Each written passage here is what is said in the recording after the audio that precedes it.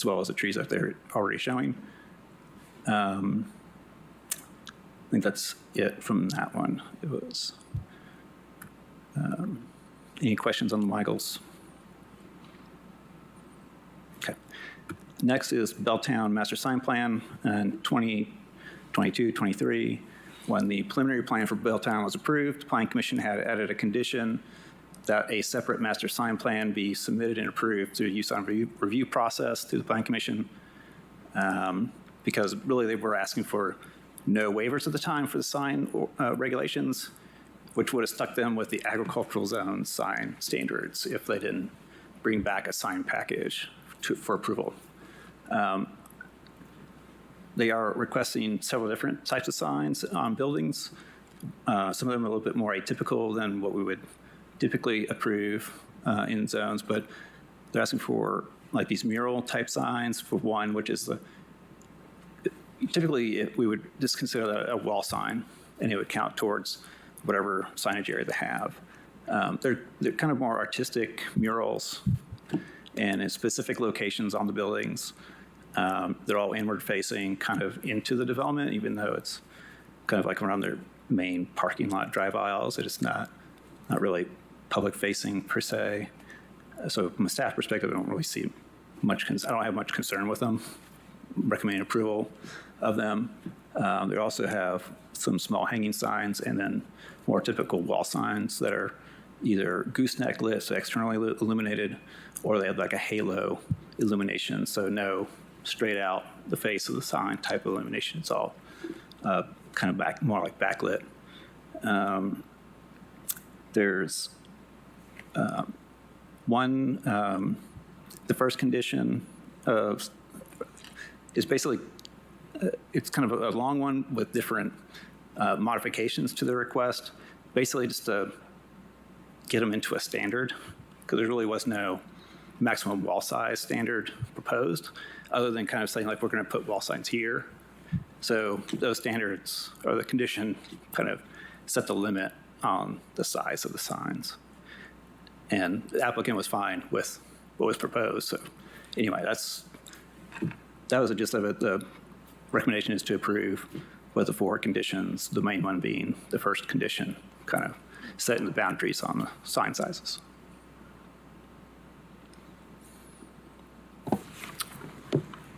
All right. Any other business? If not, we're adjourned.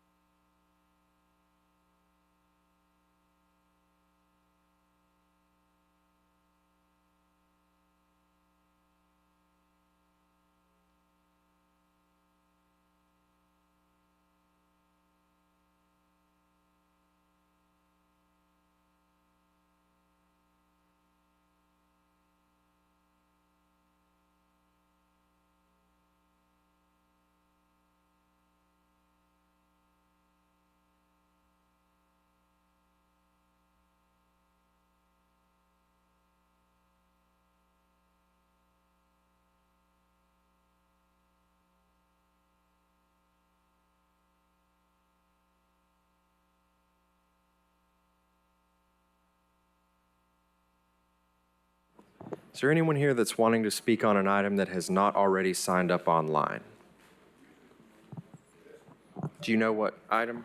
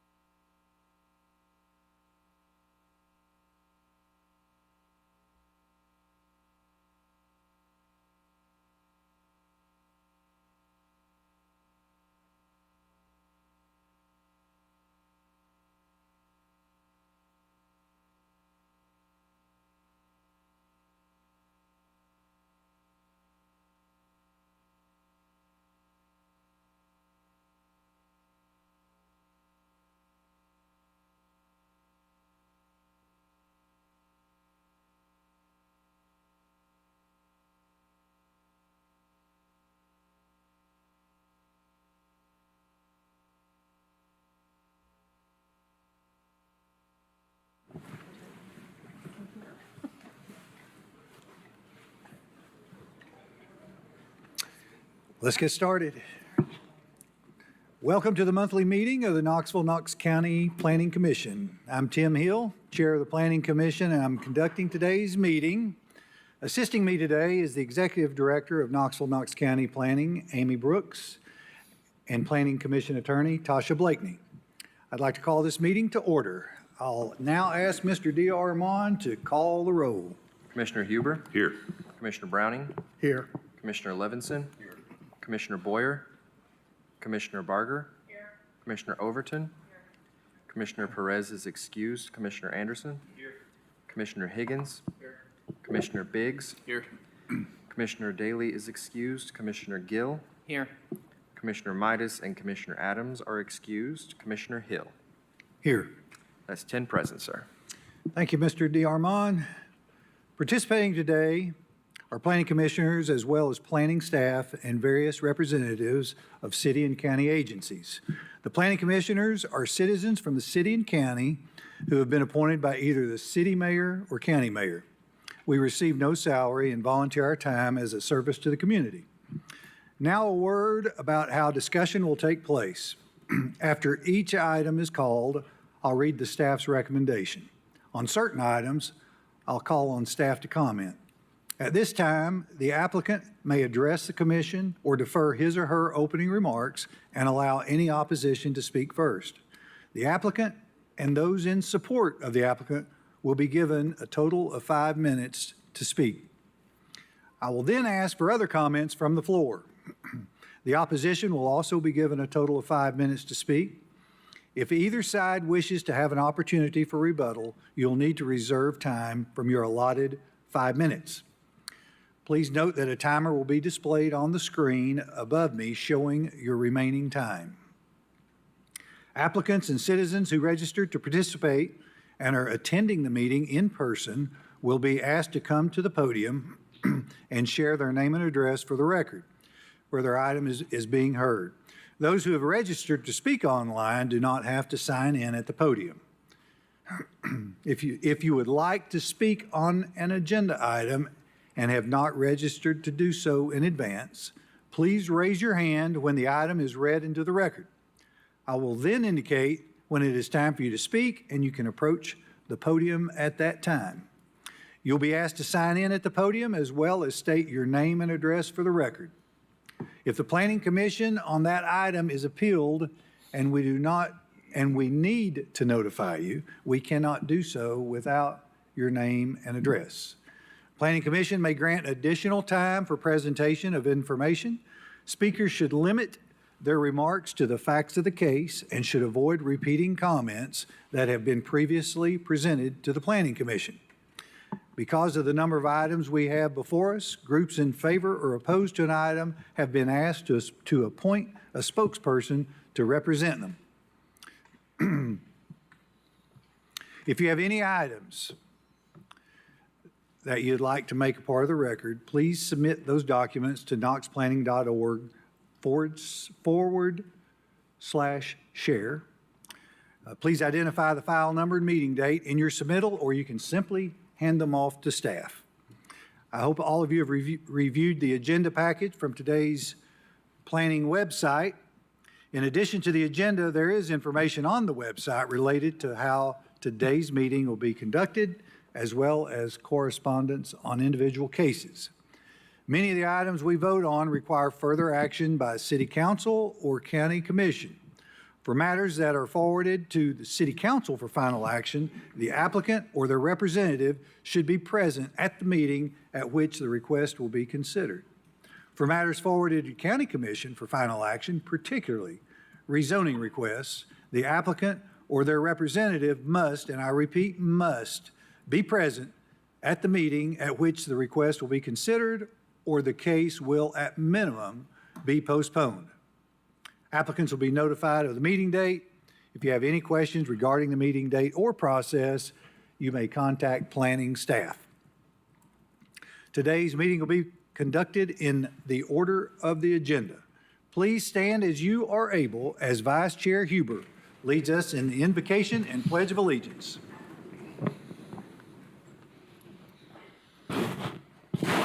Our Father, bless this community help to ensure the decisions made this afternoon are fair, legal, and in the best interest of the total community. As always, keep us mindful of the needs of others, especially those who are in sorrow, need, sickness, or any other adversity. Pledge allegiance. To the flag of the United States of America and to the republic for which it stands, one nation, under God, indivisible, with liberty and justice for all. I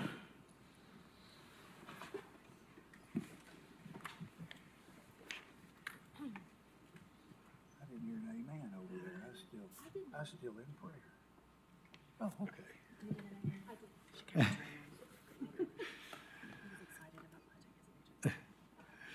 Next on the agenda are the postponement and withdrawal lists. I'll read these lists separately.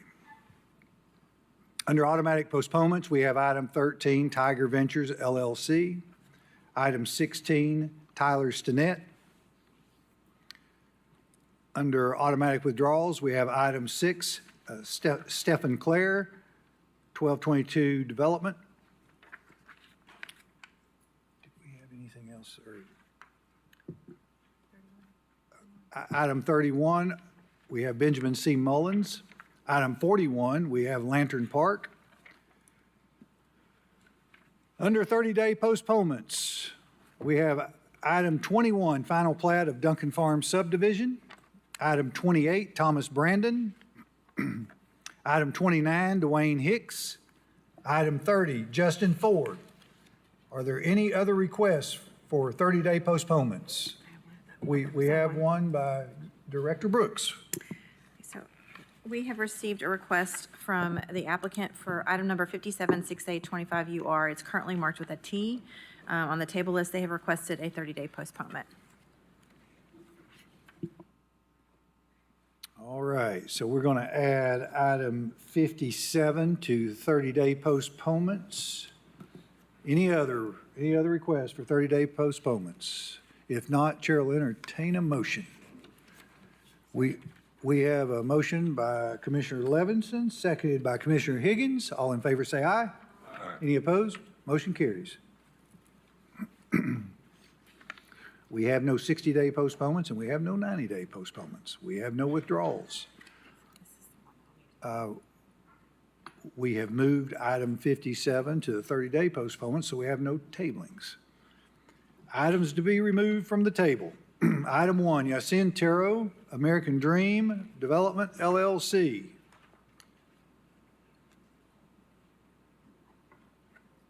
Chair will entertain a motion.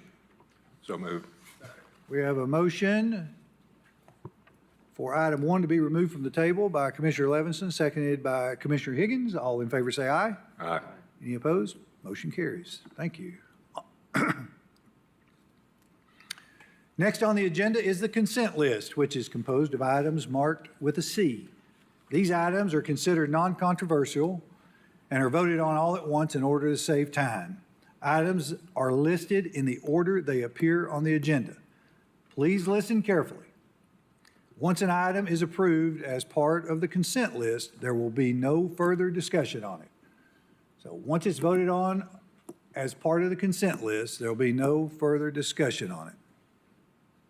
Item 2, approval of the June 12, 2025 agenda. Item 3, approval of May 8, 2025 minutes. Item 5, final plat of the High Line at Washington Pike, Phase 2, Unit 3. Item 9, Forest Village. Item 10, Shalish Patel, the 9 Group. Item 11, Conglomco. Item 12, Jason Jefferson. Item 14, Brian Pitcher.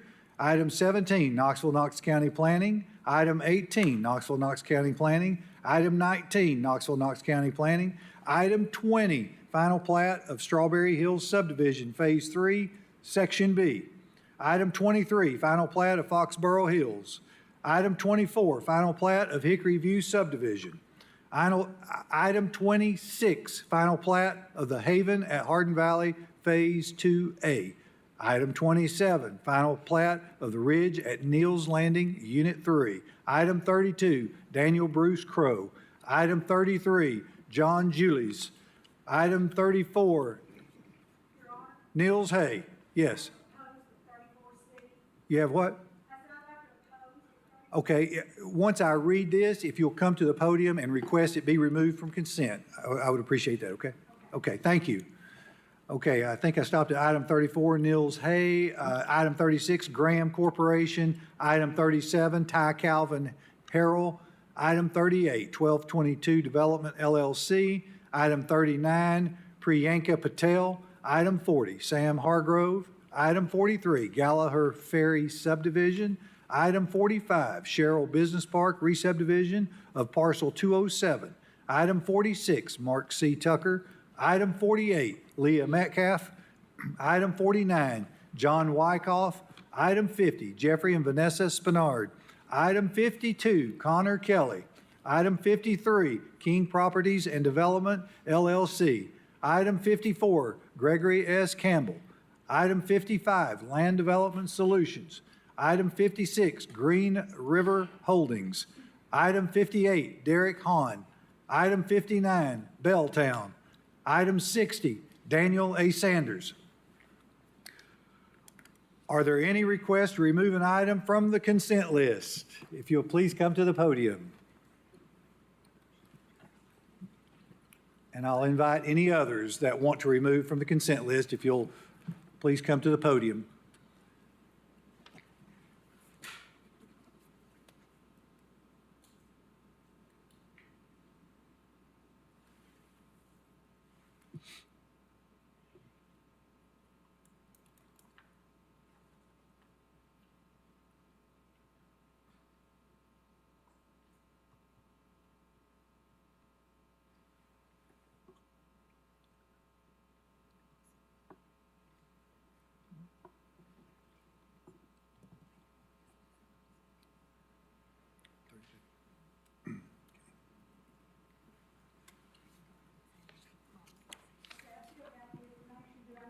Pull this down where I can hear you a little bit. Thank you.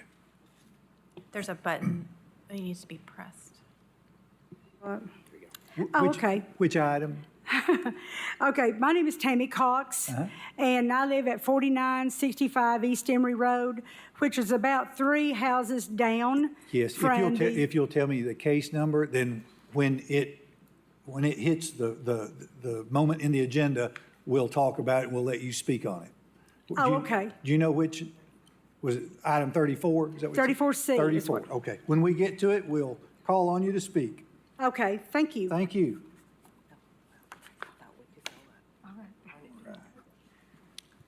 Do we have any others that would like to remove? I want to speak on the same matter. Okay, item 34. And Do what I is- need to go ahead and sign Ma'am, in? what is your, that's fine, yeah, if you'll do that, if you'll give me your name, please. Yeah.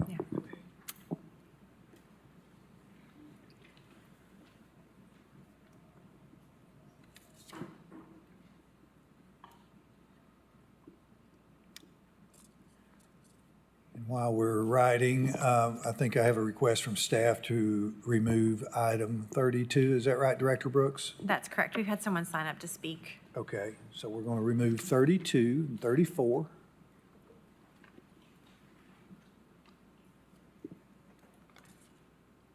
Were you also, you're on 34, is that right? 34C. Okay, thank you. I'm as well, 34C. 34, okay.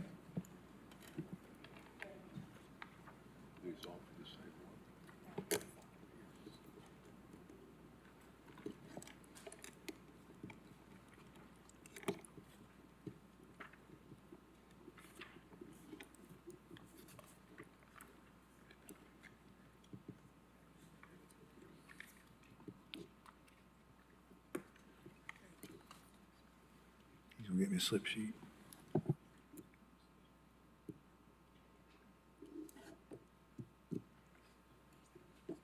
I'm working on 34C. All right, thank you. Any others? Last call. Okay. So we have two items, item 32 and 34, being removed from the consent list, and Chair will entertain a motion to approve the consent list. So move. We have a motion from Commissioner Levinson, seconded by Commissioner Higgins. All in favor say aye. Any opposed? Motion carries. Thank you. Let's start with agenda item 7. The applicant, Reginald Bell, location, north side of Boyd's Bridge Pike, east side of Andes Road, 13.09 acres. Present plan and zoning designation is low-density residential, hillside protection, RN1, and hillside protection overlay. Proposed plan designation is medium-density residential, hillside protection. Existing land use, agricultural, forestry, and vacant land.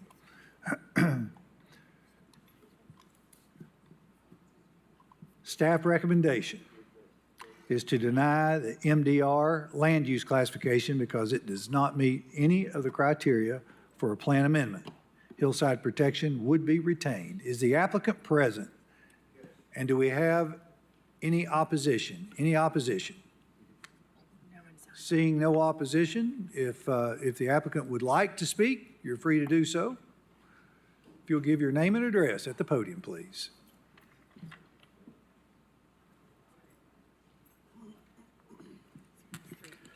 My name is Reginald Bell.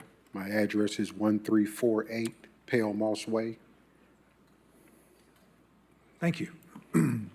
You may proceed with your comments if you so choose. Okay, we're proposing to meet a need for the missing middle in that area. We're more concerned about the disinvestment of that area, which will continue to decline if a significant investment isn't made in that area in order to bring the area out of a more low-income state. All right. Thank you for your comments. I'll toss it to commission here for discussion. Commissioner Higgins.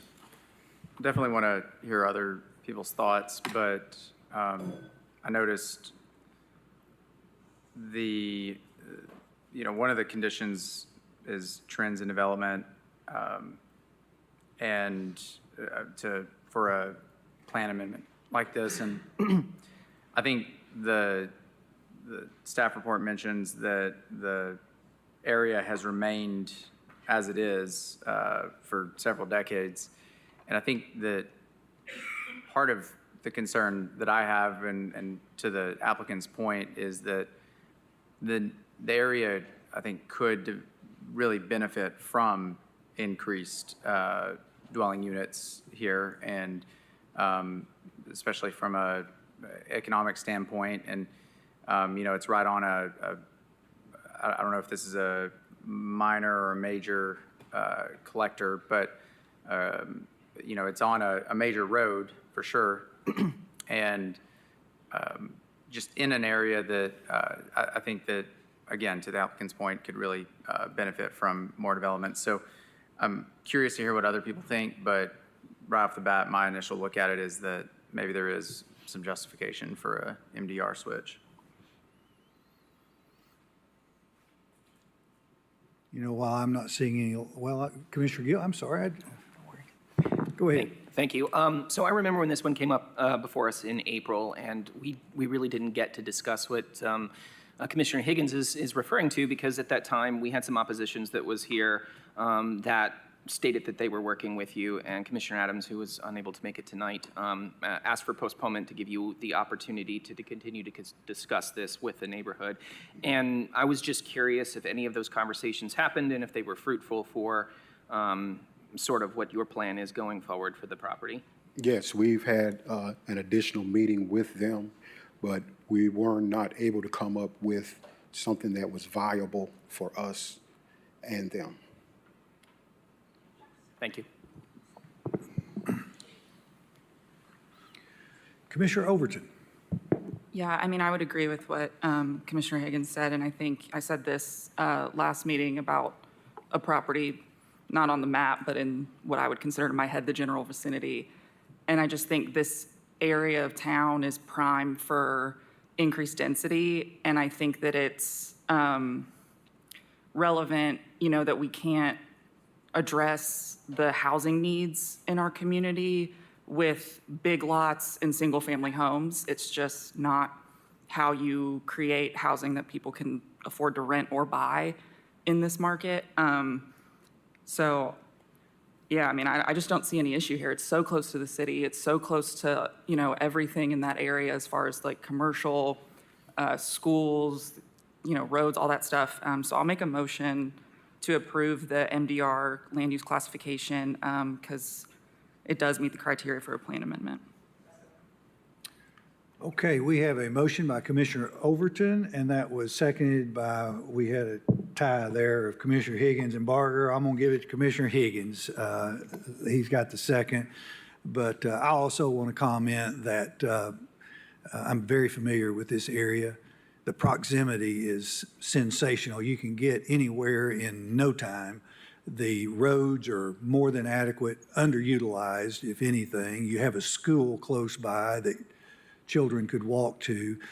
And I have a deep concern about disinvestment, and it's a real thing. It's, you know, some people talk about gentrifying. Well, there's something worse than gentrification. It's disinvestment in a community, because when that happens, communities don't feel safe and they lose services. They don't have food sources. And I think this is one of the communities that that's a fair comment that you made. So I'll certainly be supporting it. And with that in mind, let's go to a vote. All in favor say aye. Aye. Any opposed? Motion carries. Now, this is going to take two other votes here, so let's move on to the one-year plan. Staff recommendation is to deny the medium-density residential land use classification because it does not meet any of the criteria for a plan amendment. Hillside protection would be retained. Chair will entertain a motion. I'll make a motion to approve the one-year plan amendment to MDR because it's consistent with the plan. All right, we have a motion by Commissioner Overton, seconded by Commissioner Higgins, to approve medium-density residential land use classification because it is consistent. I'm sorry. I don't want to interrupt you, but we need to make sure that. You just did. Sorry. We need to make sure that we capture the hillside protection will be retained. Okay, the hillside protection will be retained on all of these motions. Okay, so we did have a motion and a second, right, on that one? Okay, all in favor say aye. Aye. Any opposed? Motion carries. Chair will entertain a motion on the rezoning. I will make a motion to approve the RN3 rezoning because it is compatible with the surrounding development and consistent with adopted land use policies, and the hillside protection would be retained. We have a motion by Commissioner Overton, seconded by Commissioner Higgins, to approve the RN3 district because it is compatible with the surrounding development and consistent with adopted land use plans. Hillside protection would be retained. All in favor say aye. Aye. Any opposed? Motion carries. Thank you. Thank you. Thank you. Thank you all very much.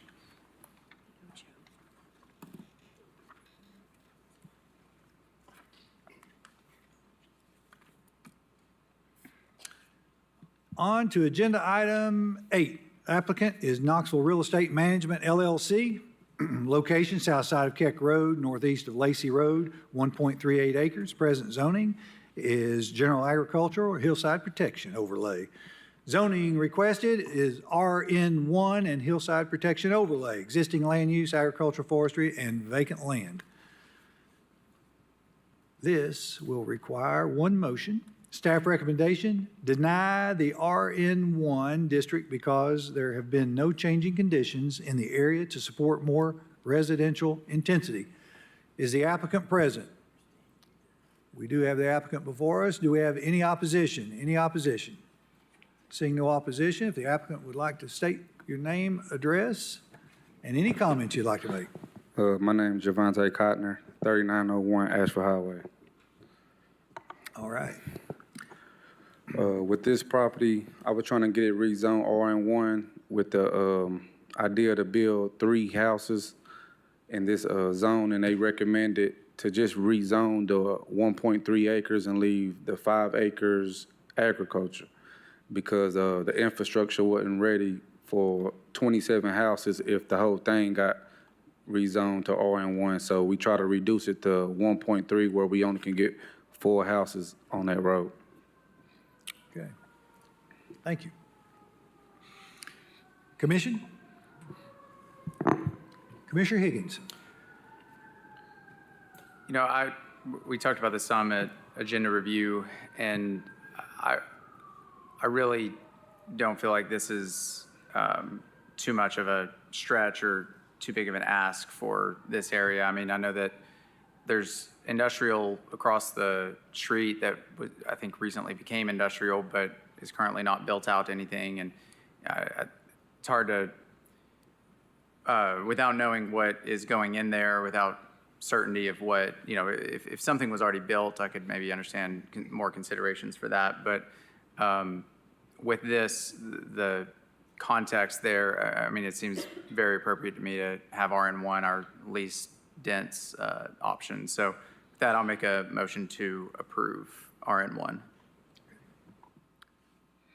Commissioner Anderson, did you second that? Okay. So we have a motion by Commissioner Higgins, seconded by Commissioner Anderson to approve RN1. Any further discussion? Seeing no other lights? All in favor say aye. Any opposed? Motion carries. Thank you. Thank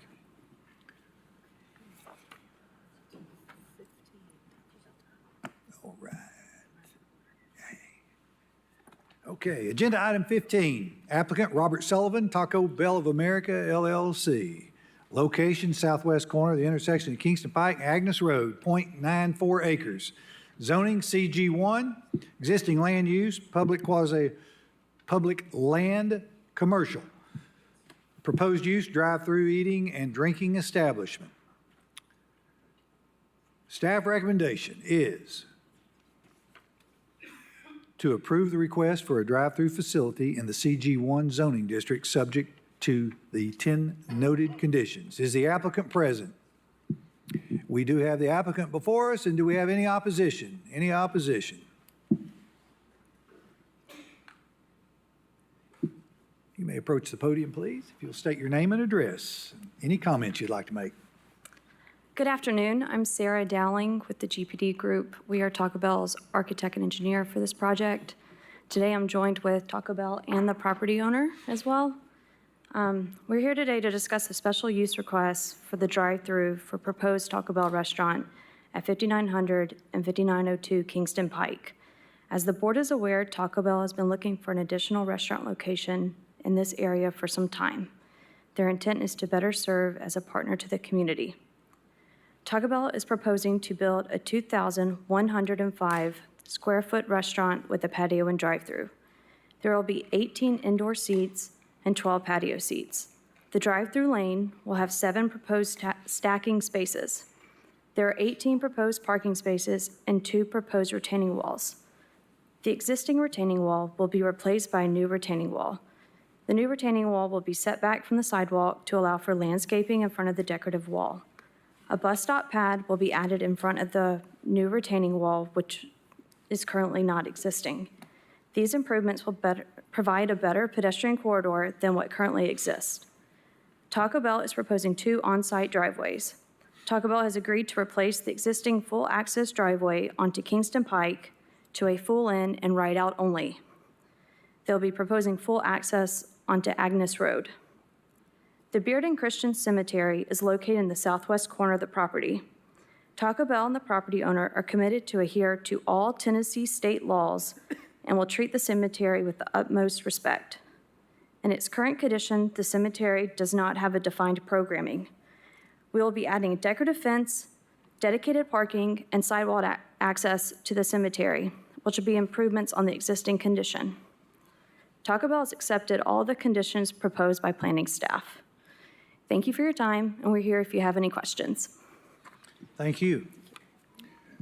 Commission. Commissioner Gill. I don't know why I'm having so much difficulty seeing your light. It is all good. I'm in a different spot, that's why. So, I still don't have the habit of looking at our new technology here. So. well, thank you. So, as a couple of comments, I do remember when this lot came up for rezoning. I guess it was last year sometime, and it was CG3. We had a long conversation about why we needed to downzone it to CG1. There was some talk about design standards, and there was an interesting conversation that came up at the time about how design standards or the CG district may not be compatible directly with the Kingston Pike corridor that we have through here, as well as some of the amenities that we have for sidewalks, and all that was a wonderful conversation. So as this comes back again in front of me, we did have City Council did pass design guidelines that now apply to CG1, and so those are on the table for here, which I understand that planning says that they meet that. My concerns, a couple of concerns that I have on that is that, CG in general is supposed to be a pedestrian-oriented design guidelines. It says it multiple times within the guidelines of what the spirit of this is, and drive-throughs are a special use. And I have no opposition for a Taco Bell, particularly at this location at Kingston Pike. I think that that's an appropriate place for a drive-through facility, specifically with the amount of traffic that comes through here. I have no issue with a Taco Bell being here. What my concern is with this site plan that we have in place before us is I cannot see how this is pedestrian-oriented in any way. It's 35 feet from, or 32 feet back from Kingston Pike with an 8-foot retaining wall that blocks there. There's no entrance at all on that side. I do the math really quick, but it's more than 20 feet back from Agnes Road as well. If you're a pedestrian coming off, not saying that that is the likelihood at this moment, but if you were a pedestrian trying to enter this facility, you could not enter from Agnes Road at all. You would have, without crossing through an active drive-through, in order to come in it from the front from Kingston Pike, which is supposed to be where the building mass is situated. It's showing its skinny side to that. There is a pathway that allows it to access that as a pedestrian. It wraps up and around through the retaining wall, and you have to cross the parking lot in order to get to the entrances. It just, for me, it seems like there is a better layout for this that helps preserve the use case for a drive-through and entrances and exits, as well as puts the building mass forward into the site, closer to the road surface, or to the main road, and provides a little bit more of a facade for pedestrian access. I recognize fully that the argument could be made that this particular stretch of Kingston Pike is not exactly pedestrian friendly as it is. My concern is that that's always the argument when we have this. Every time a CG comes up, there was a car wash at a particular location. We had the same conversation, and the answer was, well, it's fine here, even though it's completely auto-centric in business, to allow it, because who's walking over here? And it's like, well, that's every single CG lot that we find. There's no point in having CG, and everything needs to be CH. So I'm not in support of the site plan as it is, just because I do not feel that it meets the spirit of what a CG is. Either we needed to rezone this to CH and just admit to ourselves that in these areas that have already been primarily used by cars, that this was primarily what it's going to be used for in the future. It wouldn't even need to come to us at that point, because a drive-through is well out by right at that point. The fact that we continually have these CGs come up before us with auto-centric businesses who then use the architects did a great job. I just feel like it is a traditional Taco Bell that would have been on Kingston Pike 10 years ago, and it's the one that we're trying to shoehorn into the zoning now. And we keep making the excuse, hey, it's not pedestrian friendly today, so therefore it doesn't actually harm anybody to go ahead and go through that. At what point do we take a stand and say, hey, if you're going to design for this zone, you need to be pedestrian focused from the beginning, and kind of put that to rest. That's my comment. I appreciate your comments, respect every one of them, and you acknowledge there's probably another view, and I'm going to give it to you. So, you're right next to three major arterials that are converging or intersecting. We have no pedestrian cross marks on the north side of North Shore. We can be aspirational, and we can be realistic. And I'm not giving up hope. I love walkability, but this end of Bearden stands the least chance of walkability than any of it, and it's zoned least for walkability. We have more CG1 on this end than we do or more CG3 on this end than we do on the other end, which is CG1 that has more walkability. So if anything, we should have flip-flopped the zoning. But I do want to go back. I think it's important for us to acknowledge and understand that CG replaced the most common commercial zoning that we had, which was C3, is general commercial, and by right, they had drive-throughs. And this being on a major arterial with a 4-foot sidewalk that you're pinned between a retaining wall and no buffer at 50-mile-an-hour traffic is, and I've asked many of you to walk Bearden with me, and some of you have, including Director Brooks. There just comes a time that we need to acknowledge reality. And there are some areas that just are not conducive to walkability. And I think this is one of them. Can we improve things? Yeah, but, we've got to improve it with infrastructure first. We've got, the reason we're walkable downtown is because we average 5 to 10 miles an hour, and we have on-street parking that protect pedestrians with wide sidewalks. You're naked going down Kingston Pike on a 4-foot sidewalk with no buffer at vehicles at 50 miles an hour. So I don't disagree with the thing you say, but I just want to say it in a different way. Anyway, let's go to a vote. We have no other lights. All in favor? Oh, okay. Commissioner Anderson. It's going to be tough to follow, but I understand that this might be acceptable to the applicant, but I'm concerned about limiting traffic out of what I'm going to call the main entrance and exit to right turn only, because I mean, when I drive that, like, Agnes is not an easy road to turn in and out of, and I feel like there's going to be more traffic that might be blocking that center turn lane there than there would be down further how it was originally designed. And I know several of us frequent that area. I'm just curious if anybody else shares my thoughts. Commissioner Overton.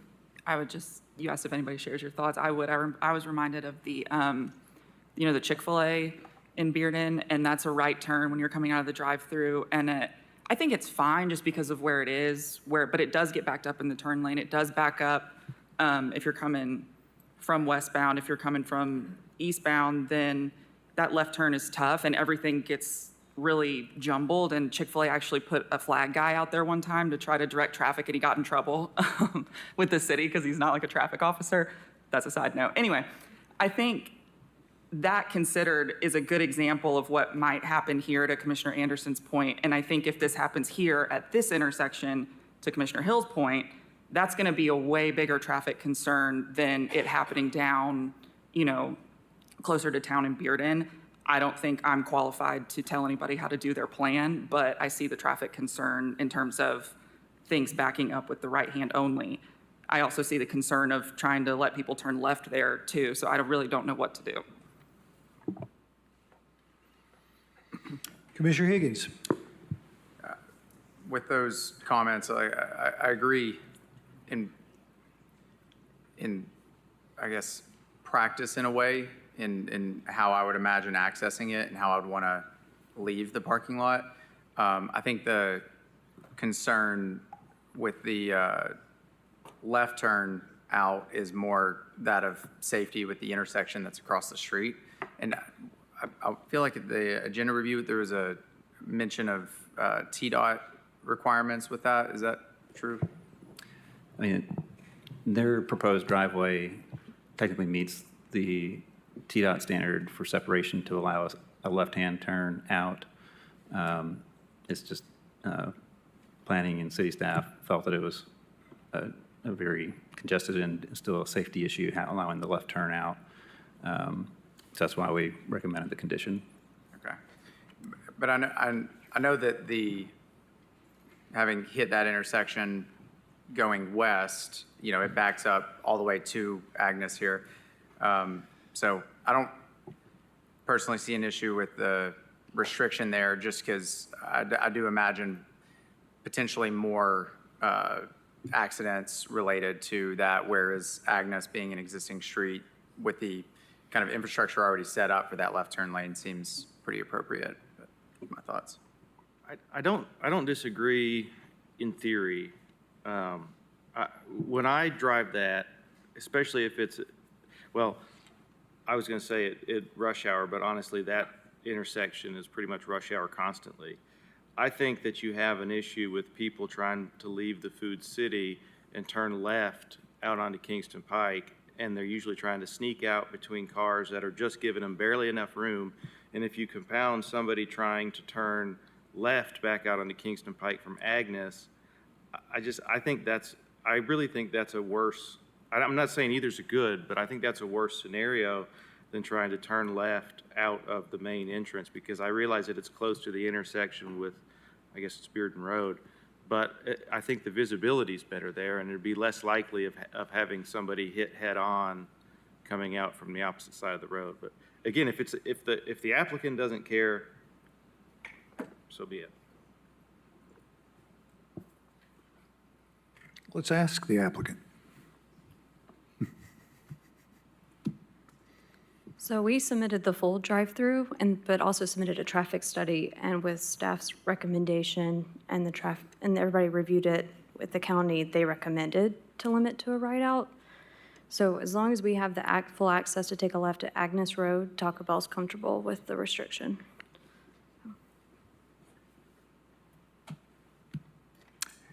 Commissioner Biggs.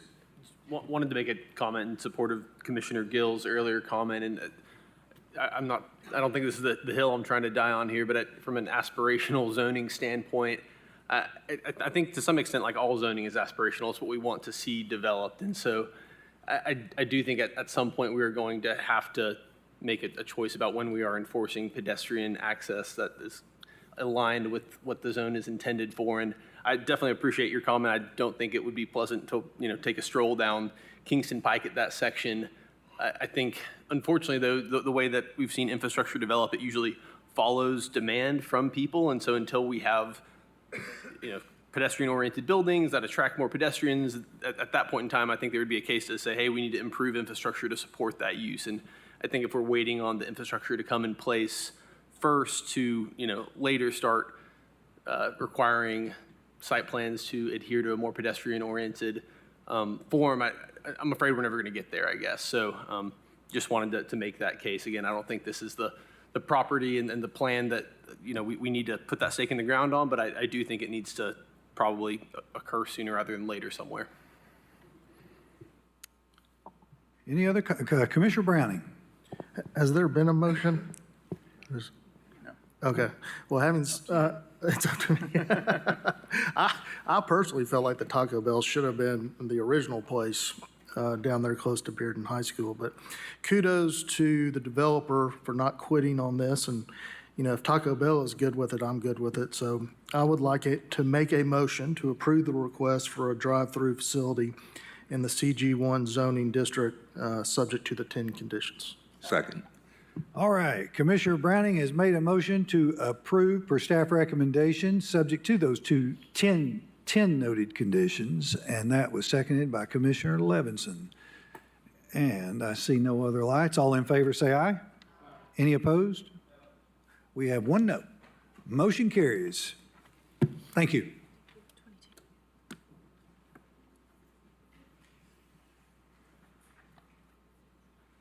And I think just for clarification, Commissioner Gill, I think you were you had more unrest about the, not so much the use. No, I'm happy. This is purely to be consistent with my own beliefs on CG1. I look forward to seeing a Taco Bell there. I don't have an issue with it being a Taco Bell. I would like to see site plans continue to adhere to the spirit, that's all. All right, agenda item 22. Re-subdivision of lots from a survey from James Doyle. Applicant developer Marvin Kelly. Location, eastern terminus of Doyle Lane, east side of Allwood Lane, 1.57 acres. Number of lots, 1.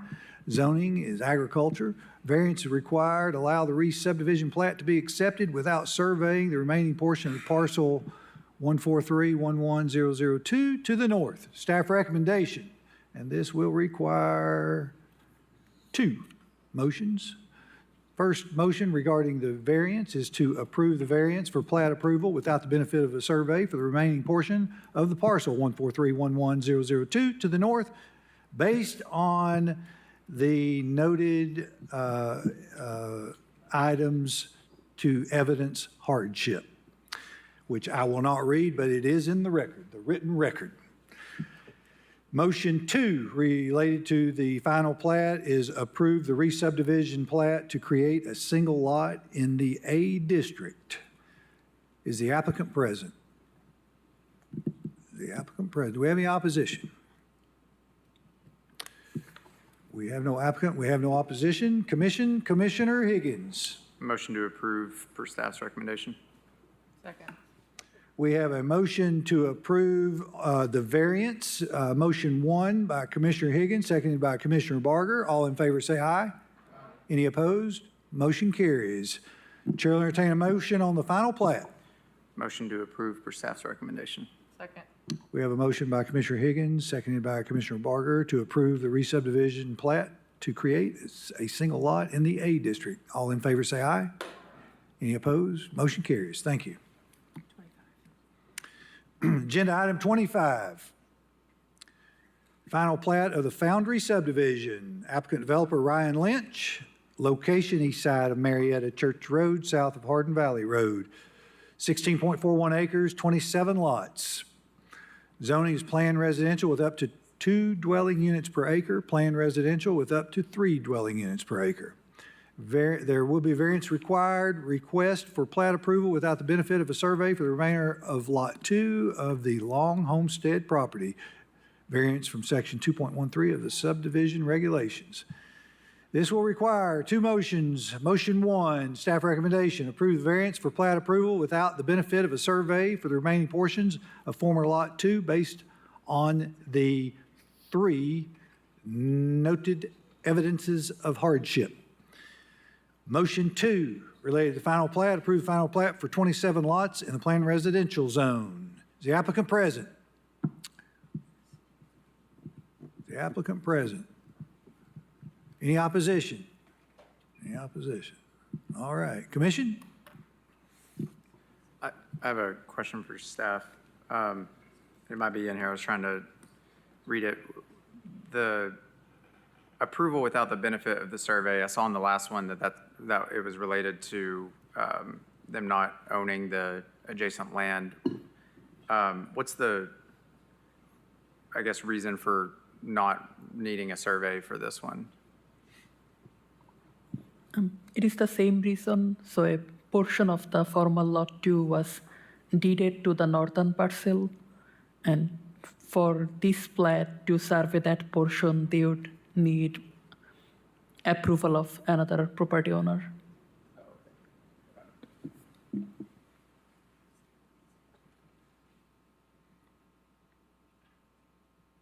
Chair will entertain a motion.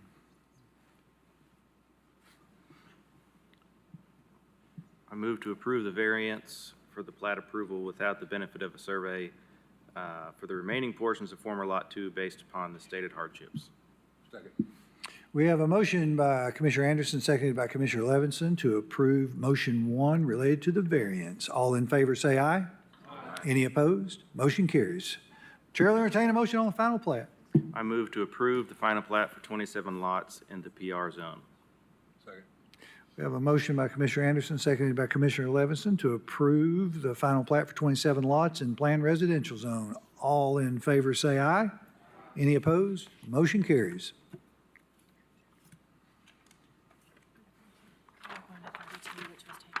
Okay, we will now hear item 32, which was removed from consent. The applicant, Nils Hay. Location, northwest. 32, the applicant is Daniel Bruce. We may have it on the report. Let's try again. All right. There we go. Take 2. All right. Applicant Daniel Bruce Crow, location northwest of Cunningham Road, northeast of Dry Gap Pike, 0.83 acres. Present zoning is agriculture. Zoning requested, low-density residential, existing land use, agricultural, forestry, vacant land, single-family residential. Staff recommendation, approve low-density residential zone because it is consistent with the Knox County Comprehensive Plan and surrounding development. Is the applicant present? Yes, David Harbin, 4334 Paper Mill Drive here in Knoxville. All right, and we do have some opposition. Would you like to proceed or defer?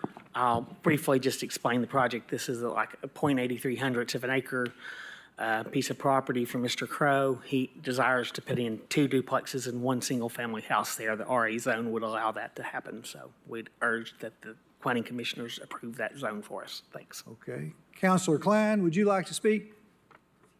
Counselor Wayne Klein.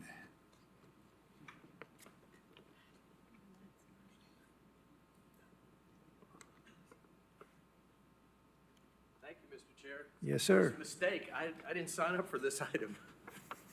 We appointed you.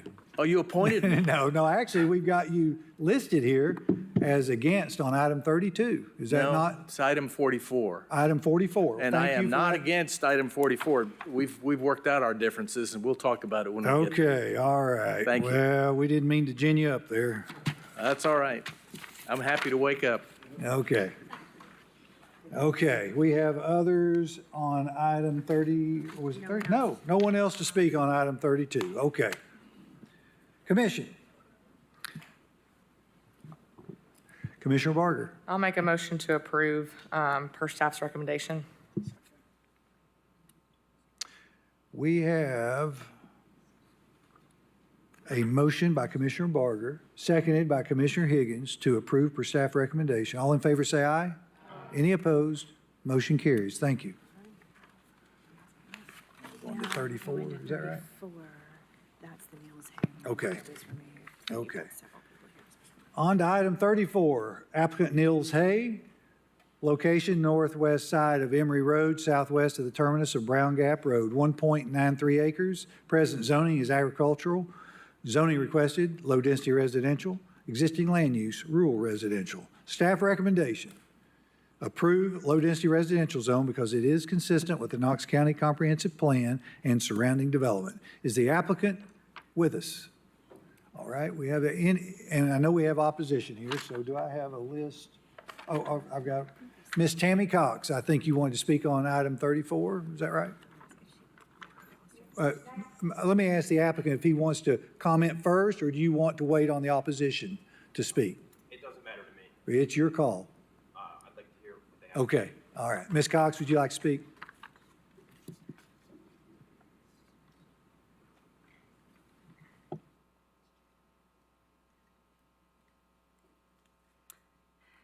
Good I think we afternoon. have, excuse me just a minute, I think we have a total of 4, is that right, that wanted to speak on this? I Yeah. believe that's right. Just, I ask you to be considerate that there are others that want to speak, and you may proceed. Okay, thank you. I live at 4965 East Emory Road. I'm about 3 houses down from where this development's going to be happening. Right across from my driveway is Brown Gap Road. It's an extremely dangerous road right through there. Time being from basically 3 in the afternoon to about 6:30, it's extremely hard for me to get out of my driveway. To the point that one time, almost a year ago, I sat in my driveway for about 10 minutes trying to cut across to Brown Gap and had a car coming who had a signal light, turned on Brown Gap, had plenty of time, so I thought, to shoot across. The next thing I know, I've been rammed into the side of my car, which spun me around on Emory Road into a truck that's sitting on Brown Gap, which smashed that side of my car in. So basically, I ended up and got my car totaled, just trying to get out of my driveway. So it is, I mean, the traffic there is horrendous. And now I understand on Brown Gap Road, there's a fairly large piece of property that is being developed. So we're going to have even, 3 times more vehicles coming out on Brown Gap, on to East Emory, and it's just an extremely dangerous road to be on. So I just wanted to make that, make that point across to let you all know. I mean, the property is very narrow anyway, of why we need some housing just right there, right at which that development joins our property, the end of that property does. So we're pretty much affected, all the area around us. So I just wanted to bring that up. Okay, thank you for your comments. And I think we do have 3 others. Ma'am, would you like to speak now? My name's Marion Lawson. I live at 4932 East Emory Road. My parents bought that property back when I was about 6 or 7 years old, so that's basically 58 years ago. And my son owns the property now. My mother gave it to him when she passed away, but I'm living in the home. That's where I grew up. I cannot turn left out of my driveway for fear of accidents. As Ms. Cox said, there's frequent accidents there at Browns Gap and Emory once a week, probably. I always have to turn right, and given that, there's a lot of trees and such to my left. It's just not a good way to get out onto the road, and my concern is to have increased congestion. I don't agree with that. All right. Thank you for your comments. And I think we have two others. Well, my name is James Wise with 4929 East Emory Road. My concerns as well as them is the property beside me and the traffic volume through there. I mean, it's like they said, it's incredibly hard to get out of any driveway. I've requested in the past hidden driveway signs or something that would give some people an idea that you can't see the driveways when you're topping or going around the curves. But I was told that my driveway was not hidden. Well, the Miss Cox that got hit and totaled, her vehicle has a better view than I do, and it's impossible sometimes to get out of my driveway. You have to accelerate to the volume of speed traffic that's behind you, and that's dangerous within itself. But that's part of the. I like to see the plans of the what they have next door, what they're planning on the development. If they have anything, what they had an idea, what they're going to put there. I'll make this quick as well. The students that Halls High School, we was told at one time our son had to walk to school. There's no sidewalks, and we're within a mile of the Halls High School. And there's elementary kids and high school kids having to walk to school because they're a mile from the school. On that, we're talking about dangerous to get out of the driveway and the volume of traffic. You know, we got kids walking on a narrow bridge that you have to slow down to get two vehicles across, and that right there within itself needs to have something brought into discussion. And another thing, I'll make this quick. My backyard, that's my privacy point. That's the only place we have because we can't sit in the front of the drive, in the front of the yard because of the volume of traffic and the noise. We have no privacy if there's something had built beside us already, if they have put buildings there or something like that. I'm trying to say that we won't have any privacy at all. And that's the only way we get away from that traffic. I got 20 seconds. I guess I'm use too much time, but thank you. Thank you. I think we have one other gentleman. Yep. I'm Jay Cox at 4965 East Emory Road. We can extend to 2 minutes here. I'm a builder in the North Knoxville area, and Emory Road has been bad for too much traffic on it, and like he stated, a narrow bridge, you can't hardly pass on it.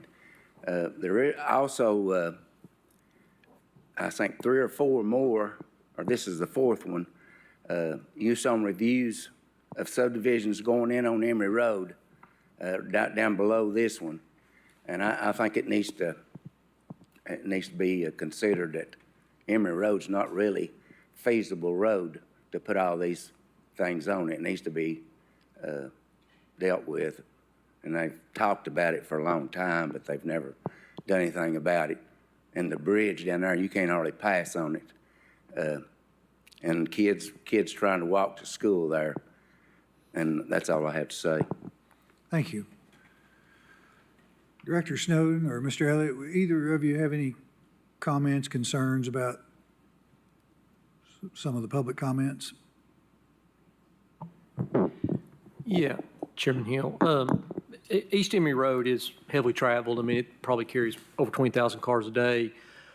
This is a section that TDOT had in the 3-year plan 2 years ago. and has since removed it, and we have lobbied heavily on the mayor's office and county commission to get it back in the plan. It is not, unfortunately. They have continued to punt it due to the right-of-way acquisition costs are extremely prohibitive out here, a lot of relocations. So, but unfortunately, yeah, it is a heavily traveled two-lane roadway that does have a lot of challenges that, obviously some of these folks have represented. So, but that is the current status of it. We encourage TDOT to widen it, but they have not committed to do so. Thank you. Commission. Oh, yeah, we should hear from the applicant, shouldn't we?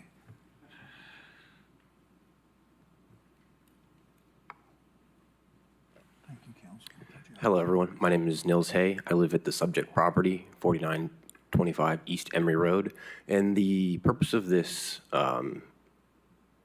rezoning is to allow us to subdivide this into a few lots to move family down here. My wife and I have moved down here recently in a long-term dream of ours to be down near the Smokies, and so we really wish to have some family down here with us.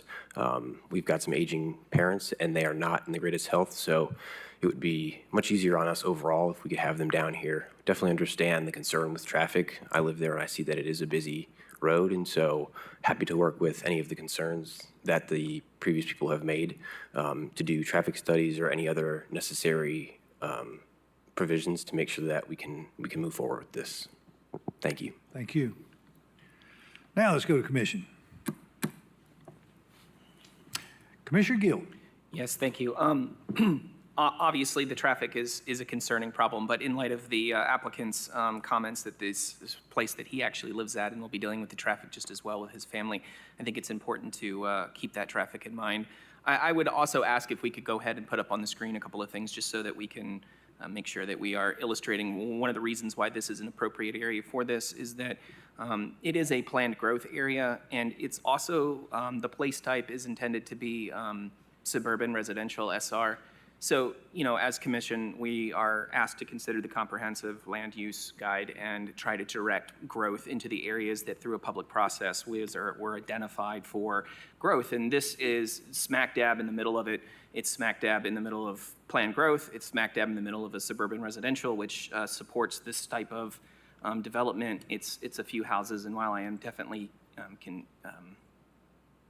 sympathetic to the traffic concerns, I think that as a commission, it's important that we try to direct growth to the areas that were identified in a public process plan, and holding it back on account of a few extra cars being on there and a property owner not being able to live near his family, I think is a bridge too far. And so, and with that, I'd like to make a motion to approve per staff recommendations.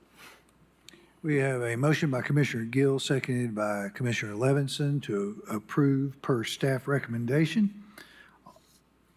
Make sure I have no other lights. I see no other lights. All in favor say aye. Any opposed? Motion carries. Thank you. On to agenda item 35, Jose Herrera, location south side of Byington Solway Road, west side of Coward Mill Road, 1.68 acres. Present zoning's agricultural. Zoning requested, low density residential, existing land use, single family residential. Staff recommendation is to approve low-density residential zone because it is consistent with the Knox County Comprehensive Plan and surrounding development. Is the applicant present?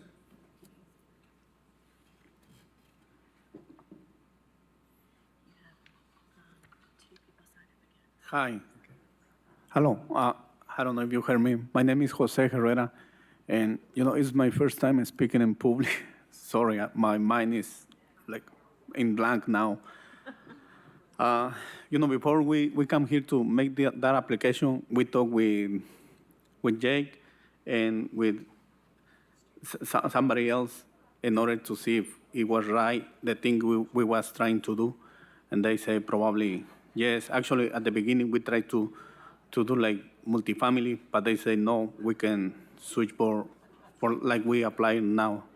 Sorry Okay. for my English, it's not very well. We understood you. I understood you. Yeah. Thank you. And Thank you. Appreciate you attending. Let's see here. We do have some opposition, I believe. Is that right? Are you through with your comments, Mr. Herrera? Mr. Herrera, are you done speaking? I'm sorry? Did you say all that you wanted to say? Yes, Okay. thank you. All right, Sorry. thank you. Could I get your address, Mr. Herrera? My living address? Uh-huh. 1805 Thompson Road, Knoxville, Tennessee. Okay, thank you. Thank you. All right. We have, looks like, two signed up in opposition, Michael Albert and Keith Iyer. Is that right? Okay. All right. Hello, I'm Michael Albert. I live at 8340 Ferranda Way, and I'm speaking for the community of residents that are on Byington Solway, Coward Mill, and Ferranda Way. Okay. We are all in 100% agreement in imposing this rezoning. There was not a single neighbor that we were able to contact that approves this rezoning. A petition has been provided to you all, providing the names of our community members that oppose this rezoning. This rezoning effort began with providing our community with incorrect information and no specifics. Many of our community did not know this was even happening until we went out and informed all of them. We are opposed to this rezoning based on the following. The rezoning of RA is incompatible with the current zoning of property in our community. Our community is isolated from the other properties of Carnes, as you can see on that figure up there, due to natural barriers that include Beaver Creek on two sides, which is a protected watershed for the county. Then there's a large hill that goes up, and just so y'all know, historically it's known as Skunk Hill. And that's on one side, and then you can see industrial type zoning on the remaining side. There is no RA adjacent zoning to this property due to these barriers. RA zoning would effectively create a small RA zoning island surrounded by agricultural and industrial zone. RA zoning is incompatible with the lifestyle of the current residents. Most of us have a connection to the land, such as farming of crops, raising or owning horses, goats, cattle, chicken, small animals, and even bees. And even our person who's growing crops up there has recently been in a news segment highlighting his crops by local news media. Several of us have experienced or is currently experienced conflict between RA residents and agricultural residents due to RA property owners trying to impose their will on us by filing nuisance complaints. It took me several months to prove to the county that the state's Right to Farm Act protects us. One residential property owner is refusing to allow LCBU access to provide one or two of our residents with internet access. So these issues about nuisance complaints between RA zones and agricultural is very true. These complaints will become more frequent as new RA residents move into the area. Our community may be harmed financially due to nuisance complaints, eventually forcing people to give up their livelihood or even move. Our property values will decrease if multifamily housing is built on this property. Currently, the new property owner has not provided us any information of his plans, and our first contact with him, he stated he wanted us to move our joint permanent easement and that we were going to pay for moving of this joint permanent easement. Then he filled in our drainage ditch, our stormwater ditch, excavated soil 2 feet from the front of his house all the way down to Byington Solway, and this was done without a permit according to the county. His brother stated to me that they were going to fix the drainage, but they never did until I contacted the county, and the county forced him to restore our stormwater drainage. The new property owner has not provided any information, but the weight of evidence of his activities indicate that he's converting the existing home into a multifamily dwelling with a parking lot out front. You've received several comments from us concerning this, but I don't have time to go into the specific details. My analysis indicates it is very probable that the outcome for this property would be the same regardless of agricultural or RA zoning. Our community is willing to sit down with the property owner to discuss and try to come up with an agreeable path forward. We recognize that there are 3 historical addresses to this parcel and that we are willing to discuss a future of 3 single-family dwellings in an agricultural zone. If agreement could be reached, it would be a win-win for all. Property owner could build 2 nice $400,000 single-family houses in existing to the existing house. Provide the new owner a nice profit, the county will get their taxes, and the community will get their properties that are consistent with an agricultural zoning. Mr. Albert, if you could wrap up, please. Yes, if agreement cannot be reached, the Planning Commission could proceed with a decision, and our community will closely monitor the development of this property. We request the Commission consult with the new property owner and consider our proposal. Thank you. Mr. Heyer,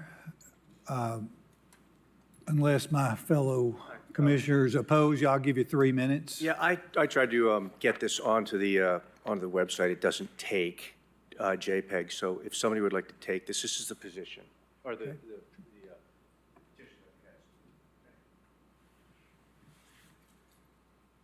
I'll try to remain brief. My name is Keith Iyer.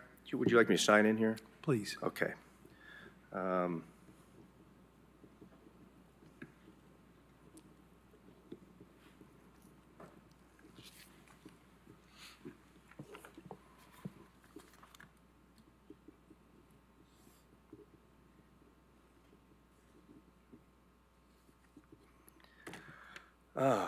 I'd like to just start by saying that I'm the guy who the people interviewed with, and I grow hops on my property. I also grow bees, and as an aside, bees can travel up to 5 miles for food and water, and any disruption in the environment causes a disruption in their hives. And I know that another one of our residents has bees right along Howard Mill. But I'd like to point out things from a God's eye view. So if you guys could expand this a little bit. We've got houses across Beaver Creek. We've got houses down on Coward Mill. At the end of Coward Mill, there's a sea of houses there. Across Hardin Valley Road, there are hundreds of heavy use or high use residential. Lovell Road has high use residential. Lots and lots of condos, townhomes, things like that. We have 40 houses on a 7-acre piece of property right next to the Veterans Home. I'd also like to point out that on the other side of Coward Mill, the area that's zoned as residential is actually cow pasture, and there are cows there, and Mr. Raby is an active farmer. To go along with all of these houses that are being built around us, we have Byington-Solway Road, which is a 2-lane rural road, not improved. Coward Mill is a 2-lane rural road with a 1-lane bridge going across Beaver Creek. Now, in all fairness, they are changing that, and they've shut Coward Mill Road down for the past 8 months, I think, and who knows when it's going to be opened up again. Chuck Jones, 2-lane rural road. Carnes Valley Road, in all fairness, is a very nice 2-lane road. Oak Ridge Highway, 2-lane road, and we'll call it improved out of the goodness of our hearts. Hardin Valley Road is a 2-lane road until it crosses under Pellissippi, and then it becomes, or a 4-lane road, and then it becomes a 2-lane road under Pellissippi, with seas of houses being built across from Hardin Valley High School. You get out on Hardin Valley Road at 8 o'clock in the morning, going west, it's a parking lot. The improvements that the county is trying to make in this area are not being followed by the infrastructure. And keep in mind that all of this building that's going on here is at the expense of agricultural land. We are losing our agricultural land in western Knox County, and it's only going to continue. And at some point, we're not going to have any farms at all. Thank you. Thank you for your comments. Let's see, I think that's all that, oh, we have one more, okay.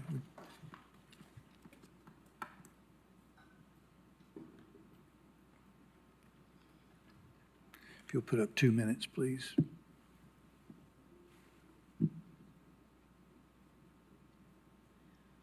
I am the other half of the gentleman who just spoke.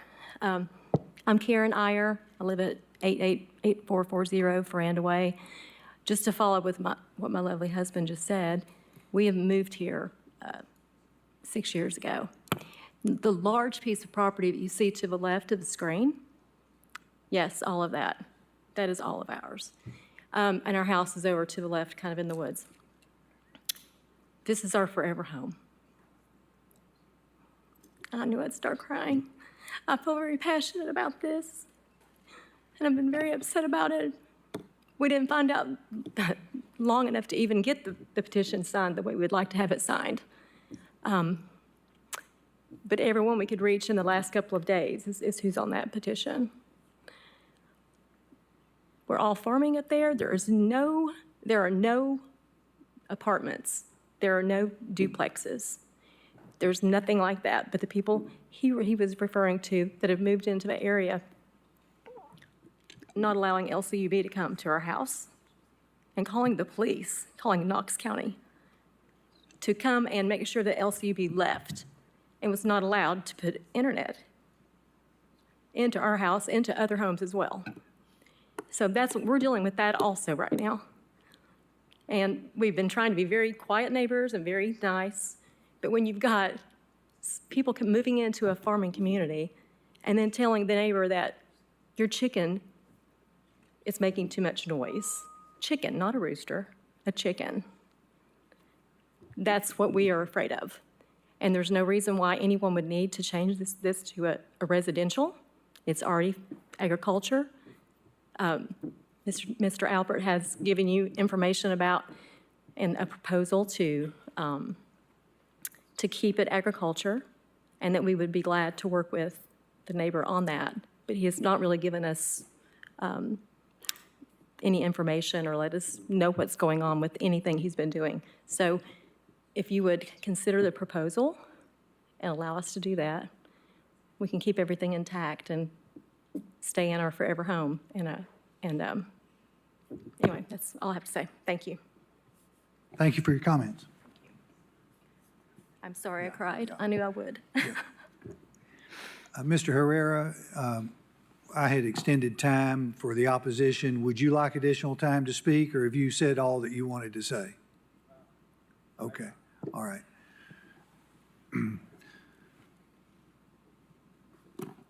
Jake, can you give us just a little explanation of the difference in RA and A? So let's kind of put this in context of what the possibilities are. Yeah, so when we were looking at this property, the original request was to rezone to PR up to 6 dwelling units per acre, but at our staff review of the request, we were in unison deciding that that would not be supported. So I discussed with Mr. Herrera that he intends to occupy the existing structure, the existing home on there, and put on some more residential units. With the current standing of the zoning on the property, they are not in compliance with the A zoning or with the future land use designation on the property. In the A zoning, there's a minimum lot size of 1 acre per structure. The small corner lot off of Coward Mill is only about a ½ acre. The total parcel, or the 2 parcels in the total area that's being looked at in this case, is only about 1.7 acres. And if he was going to look to rezone it all to come more into compliance with the code, he would have to rezone so that he would have enough of that minimum lot size to actually be in compliance with county regulations. The minimum lot size for RA is 10,000 square feet. 10,000 square feet.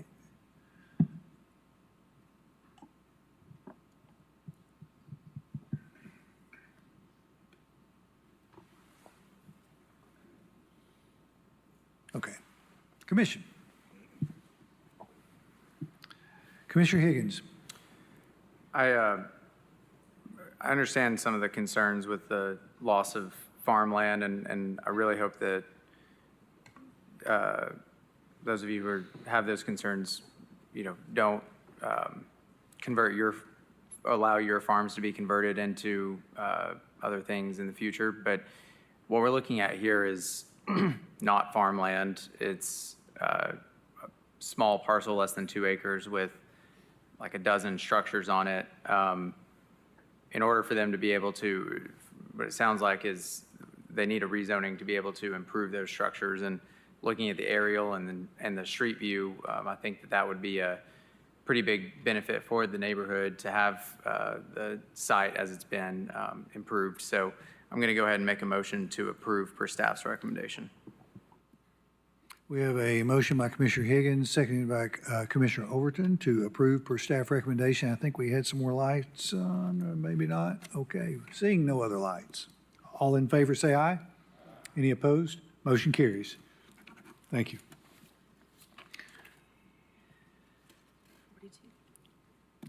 Next is agenda item 42, The Haven at Hardin Valley. Applicant developer is Safe Harbor Development, LLC. Location is south side of Couch Mill Road, west of Cascade View Drive. Approximate acreage, 46 acres. Zoning, planned residential up to 3 dwelling units per acre. Existing land use, agriculture, forestry, and vacant land. Proposed use, adding 13 additional lots to an approved single-family residential neighborhood. Number of lots, 13. This will require, looks like, 1 subdivision variance. And this will require 2 motions, one related to the variance and one to the concept plan. 3 motions, and to the development plan. Staff recommendation is to approve variance to allow a T turnaround in lieu of a cul-de-sac at the western terminus of Signal View Road. And they listed the reasons for those, for that variance in A, B, and C. Motion 2 is related to the concept plan, and their recommendation is approve concept plan subject to 14 noted conditions. Motion 3, development plan, is approved development plan for 13 additional detached house lots, increasing the total house lots to 372 for the Haven at Hardin Valley subdivision, formerly Brown Property, Couch Mill Road, subject to the 2 noted conditions. Is the applicant present? Yes. Do we have opposition? Any opposition?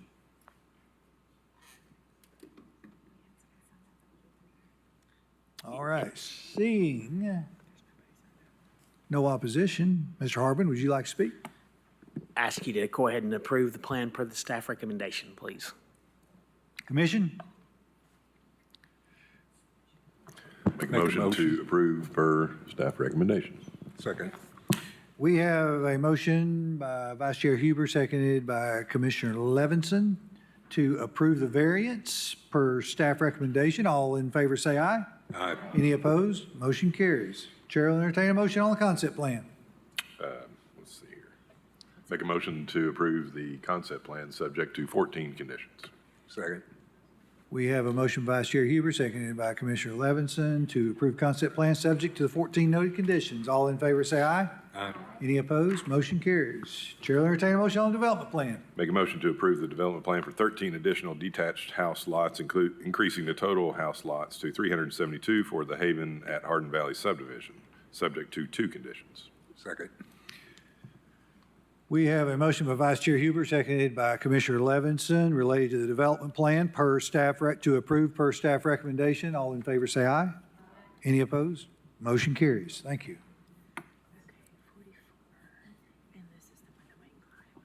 Okay.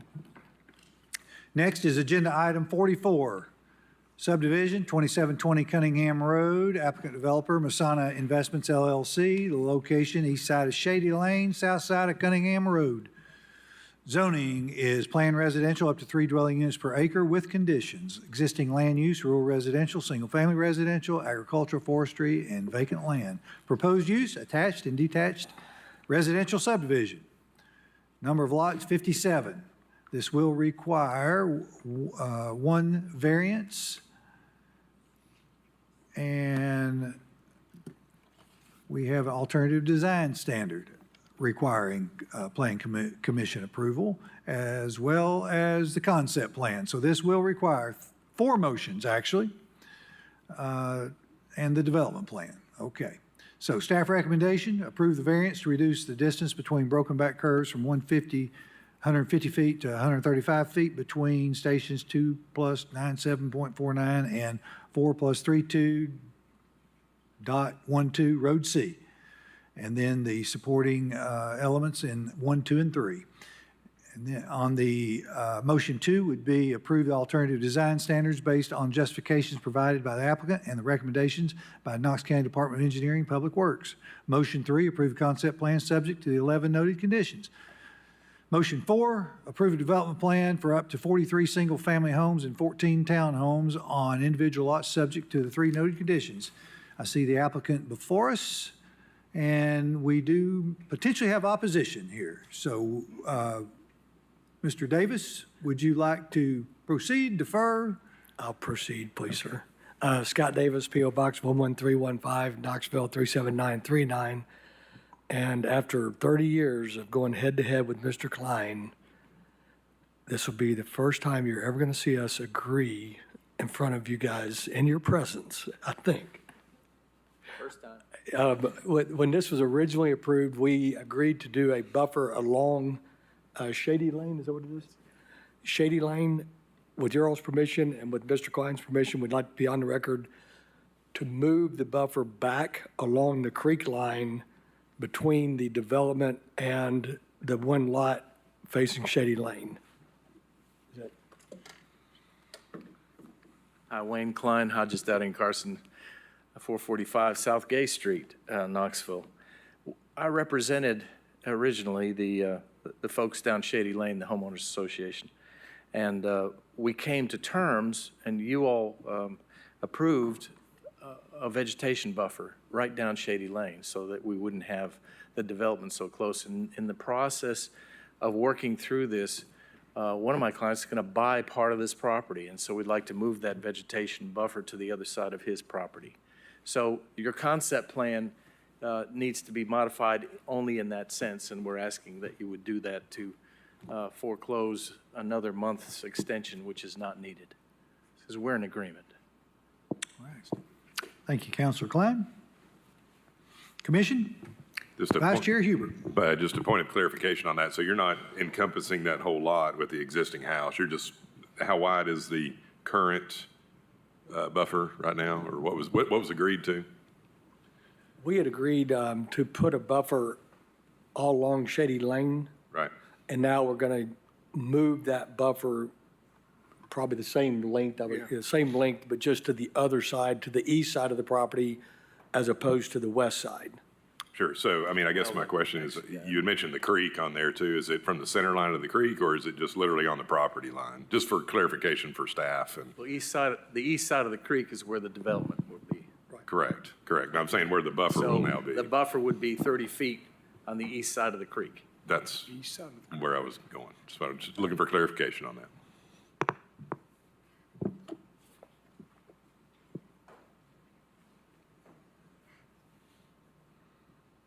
Chair will entertain a motion or open to comments.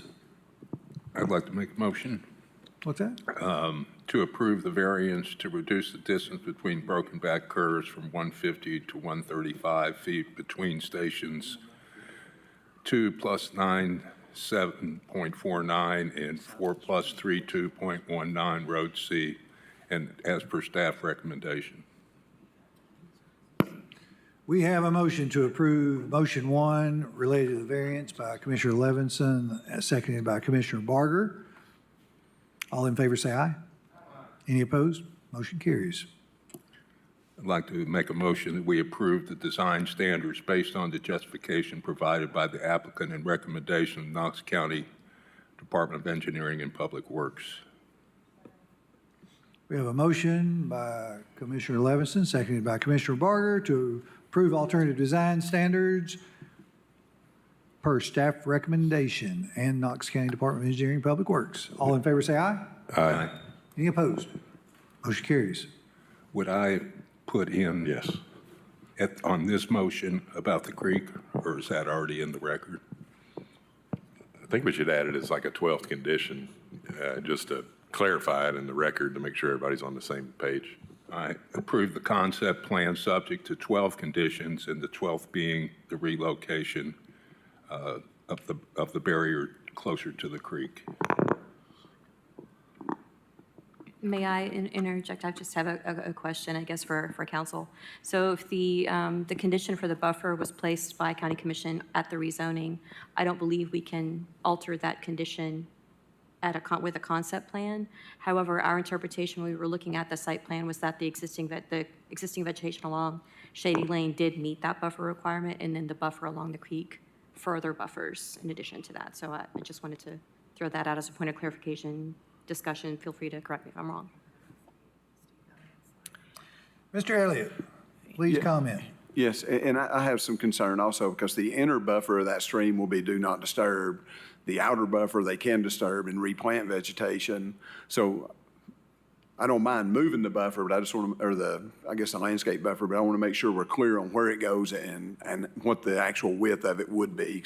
That there will be an existing 15 feet do not disturb, so is it 15 additional feet beyond that or 30 feet beyond the do not disturb inner buffer? And that kind of ties into part of what my question was earlier. Are we measuring it off of the center line of the stream or the property line? That was kind of what I was getting at earlier. And I'm okay with moving the buffer. I just want to make sure my staff is clear on how we enforce it.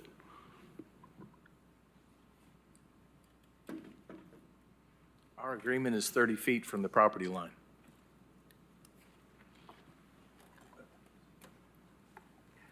We can add 30 feet from the property line, but also outside the do not disturb. Correct. So we meet all TDEC requirements. Yes, sir. And maybe the inner 15 can count towards the landscape buffer. Right, as long as we have to abide by TDEC regulations, and so we can't violate that. So outside on the, let's see, the east side of the property, on our property, and then outside the do not disturb. Is that okay?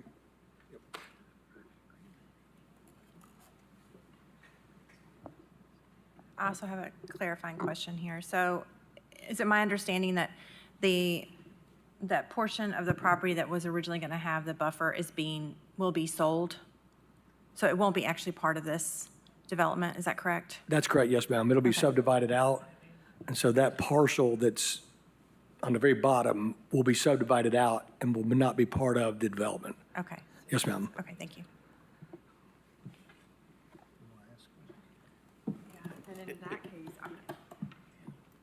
In that case, if it's going to be sold, it's not going to be part of the development. I question whether we need to include this agreement in the concept plan for approval. That's one of the, kind of a concern that I have. Question is, does it need to be in the concept plan, that condition? Commissioner. It doesn't need to be in the, I'm of the opinion that it doesn't need to be in the. I tend to agree. If that parcel is going to be sold and it's not going to be part of the development, then I'm not sure that it would be required to be included in one of the noted conditions. I think that It can be, but I'm not sure that it would be required. And I'm not entirely clear, Ms. Porche, what your comment was about what county commission did.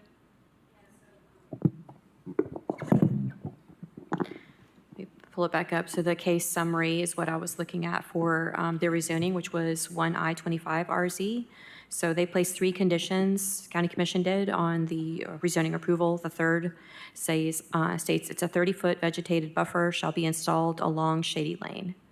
And so if that condition was applied with the rezoning, my understanding is the only way to change, move, or remove a condition is to, again, go through the rezoning. But in this case, there's existing buffer along Shady Lane already that could be considered as meeting that.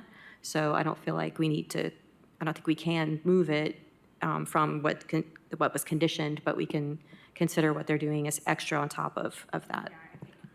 I think it sounds like it exceeds what their minimum requirement was. So I appreciate you bringing it up, but I don't necessarily think that that's an obstacle under these circumstances. Thank you. I just wanted to clarify that for the record, just to be sure we were doing it right. That I follow that, though. I think I do, but so the buffer, the required buffer by the county commission is going to have to be located on property that is ultimately not going to be owned by the developer, right? So there's no reason to do anything with that condition. That becomes that subsequent landowner's problem, basically. Right.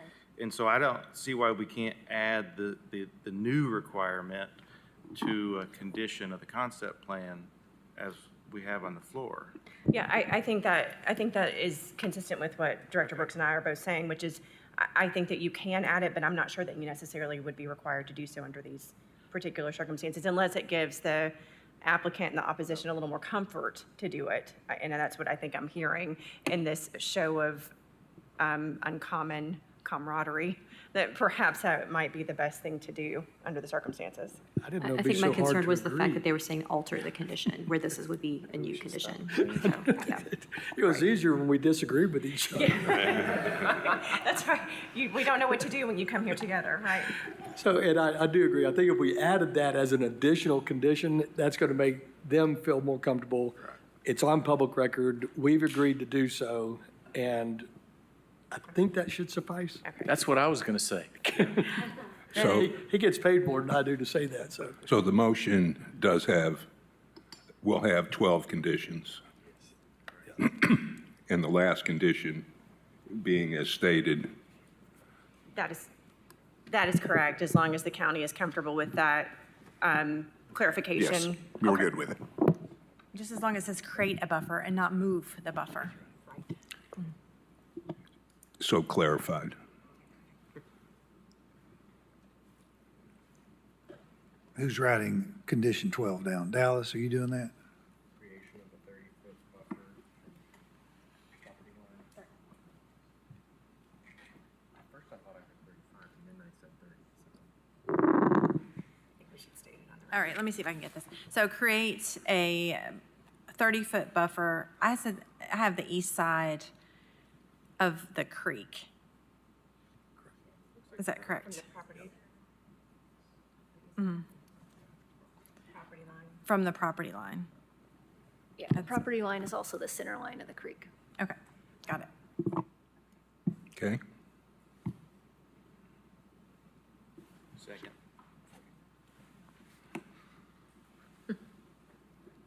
All right.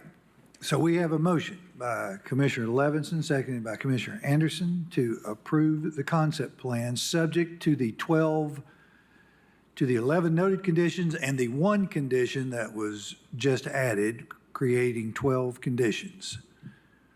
Mr. DeArmond, you want to read that 12th condition? Creation of a 30-foot buffer from the property line on the east side. Thank you. Seeing only one light that I don't mean to be on, all in favor say aye. Any opposed? Motion carries. I want to make a motion to approve development plan for up to 43 single-family homes and 14 townhomes on single lots, subject to 3 conditions stated below. Second. We have a motion by Commissioner Levinson, seconded by Commissioner Anderson, to approve motion 4, development plan per staff recommendation. All in favor say aye. Any opposed? Motion carries. Thank you all for your time and your service. Appreciate it.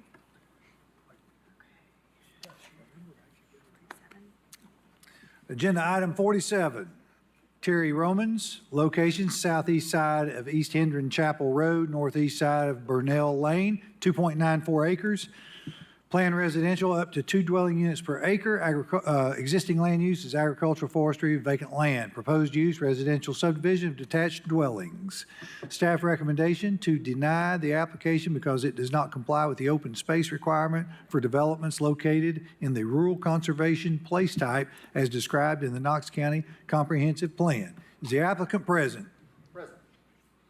Do we have any opposition? Any opposition? Seeing no opposition, you may proceed.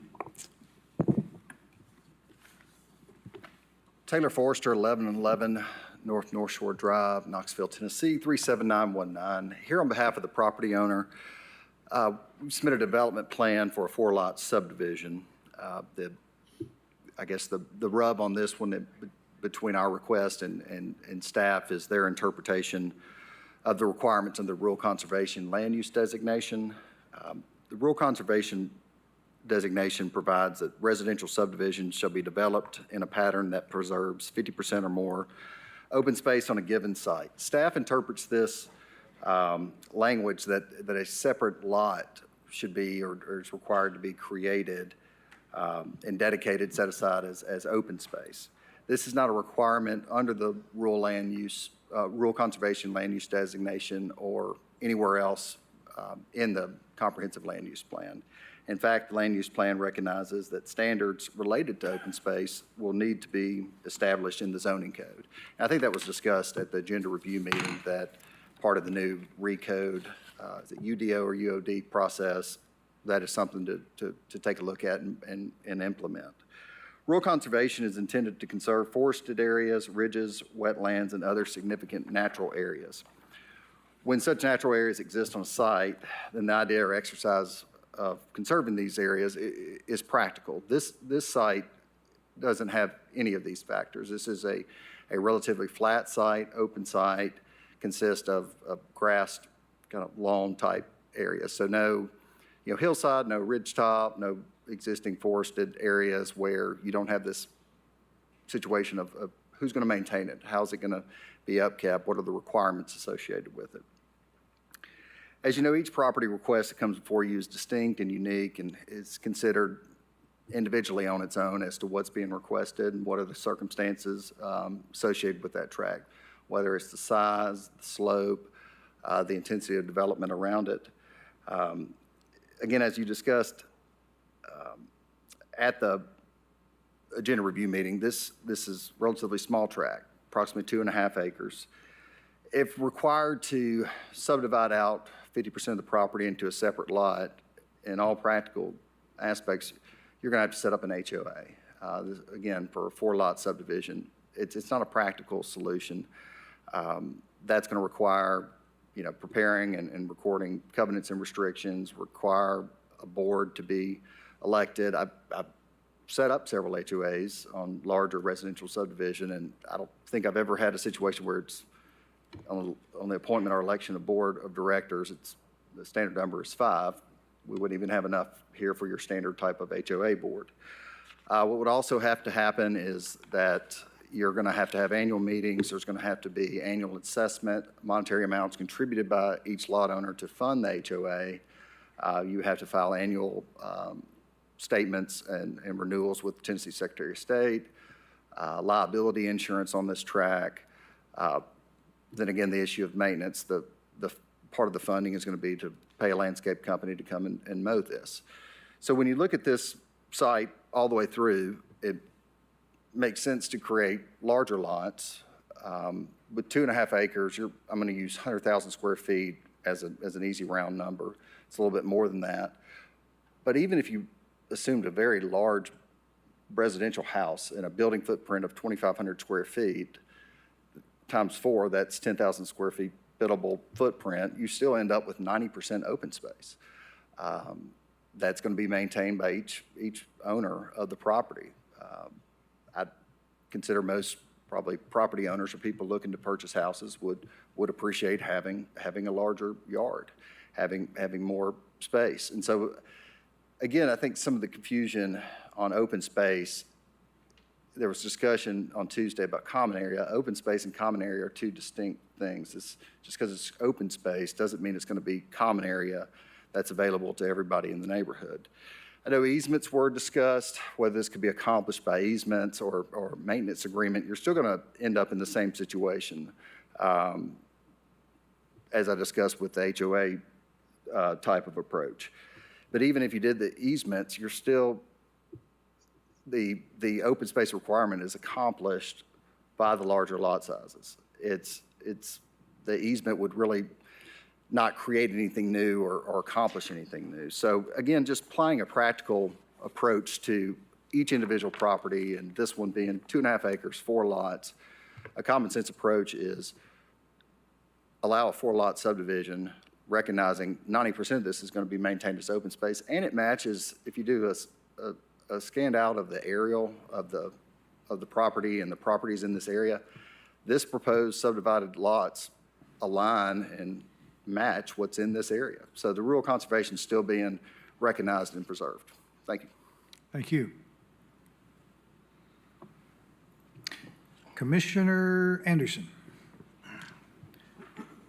This one is interesting to me because when I look at it, it looks like a perfect match for the area around it. And we've had so many today and in other meetings that come before us where, you know, we're increasing the density and it's justified by, you know, what the growth plan is and what the zoning allows. And here, I can't knock staff for their analysis because I think that it's right what they're saying, but I don't think that this should be denied based upon that.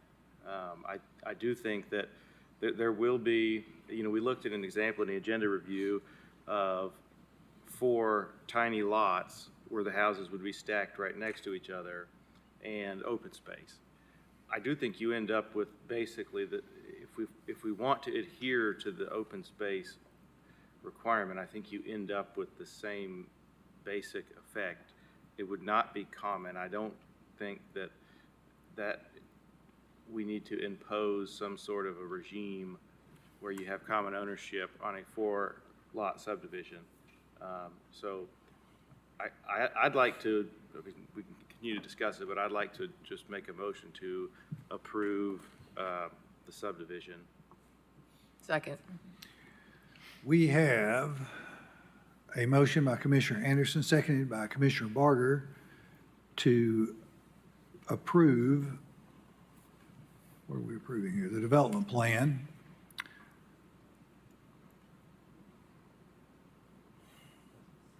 All right, let's go to Commissioner Overton. What's that? Oh, well, yeah, we had a second by Commissioner Barger. Oh, thanks. I didn't know if we were doing the second. I would be in support of this, and I did like a lot of, I'm trying to know everyone reads, but I think I came to an interpretation that you don't have to adopt my interpretation, but I think it might be helpful the way I was thinking about it. So staff has been really helpful with pointing us to a lot of different definitions in open space. And we were first pointed to the definition of like a conservation subdivision, which is in the implementation part of the plan.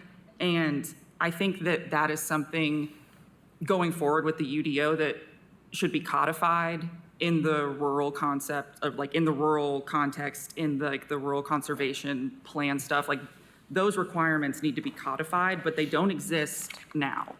And so my issue there with part of those requirements is that the open space is permanently protected, and that's in the definition. And that goes to what we were talking about with the easements and all that stuff. So that really, to me, suggests something that needs to be codified and that we need to rely on in the future when we have an ordinance. And I would support that ordinance in that way in rural conservation, because duh. But we don't, like, we're not there yet. So we're kind of in this rural residential situation. And then when you go back to the plan for rural conservation, to me anyway, it kind of has 2 categories for where we can go. If you scroll up a little bit, it says, in growth areas, corridors and pockets of rural conservation indicate places that may be subject to development similar to the adjacent place types, but we're gonna be a little bit compact and low impact. Now, I know that this is not in the planned growth area, but it's literally right next to it. So it abuts suburban residential, and it's like 800 feet away from CMU. And the suburban residential place type says open space takes the form of private yards. So to me, that suggests, okay, like we have some leeway, we have some wiggle room here. It's not just that it has to be forested land. We're contemplating situations in which these rural conservation areas are gonna be in my opinion, it may be a little bit of stretch, but we have some wiggle room like next to other areas that define open space differently. If you wanna take a hard line on, it's not in planned growth, so forget that, well then we're trying to cluster lots to preserve forested area and wetlands, which there aren't any on this property. So then we're kind of back to what does rural conservation say about open space, and it just says it has to be private and you can have a trail on it. And if it's private, then we've met that by having each individual landowner own their private open space. And to me, just practically, until we get the ordinance that accomplishes, again, what I think it should accomplish with those conservation subdivisions and things like that, I just think that the best way to go is with like my interpretation of the plan, but of course, I think that because it's my interpretation, so I'm welcome to other comments, but I just wanted to share that because I was, you know. I think those are valid and good comments. I think the one aspect that it doesn't, your comments do not include, I think in the plan it says to be permanently protected, and I think it may fall a little bit short of that, but, you know, I would like to see certain exemptions with these smaller tracks, assuming that we can avoid people finding loopholes to, around them. But anyway, Commissioner Gill.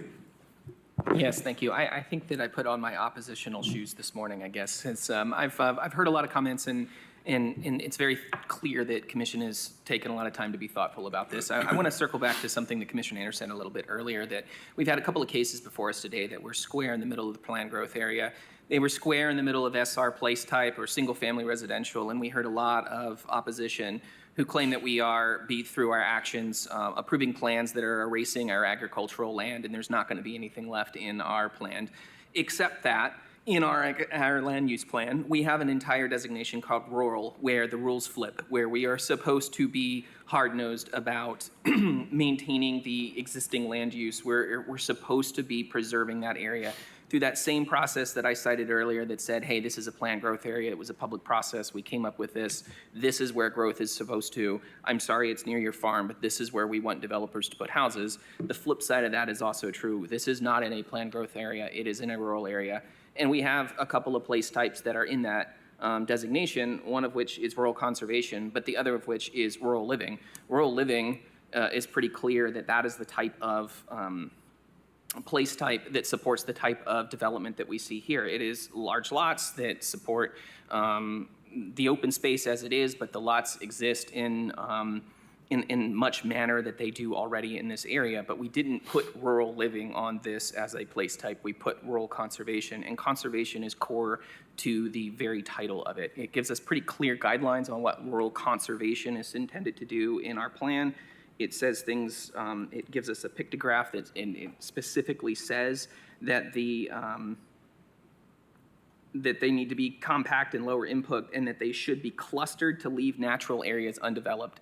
And as you see in that diagram that's supposed to be guiding us, the intent is not to have the entirety of the piece of property divided into lots and then say, well, these areas aren't going to be developed, so therefore that counts as open space. If that were the case, we wouldn't have a graphic, showing us the exact opposite of that. I believe that is what the intent of rural living is.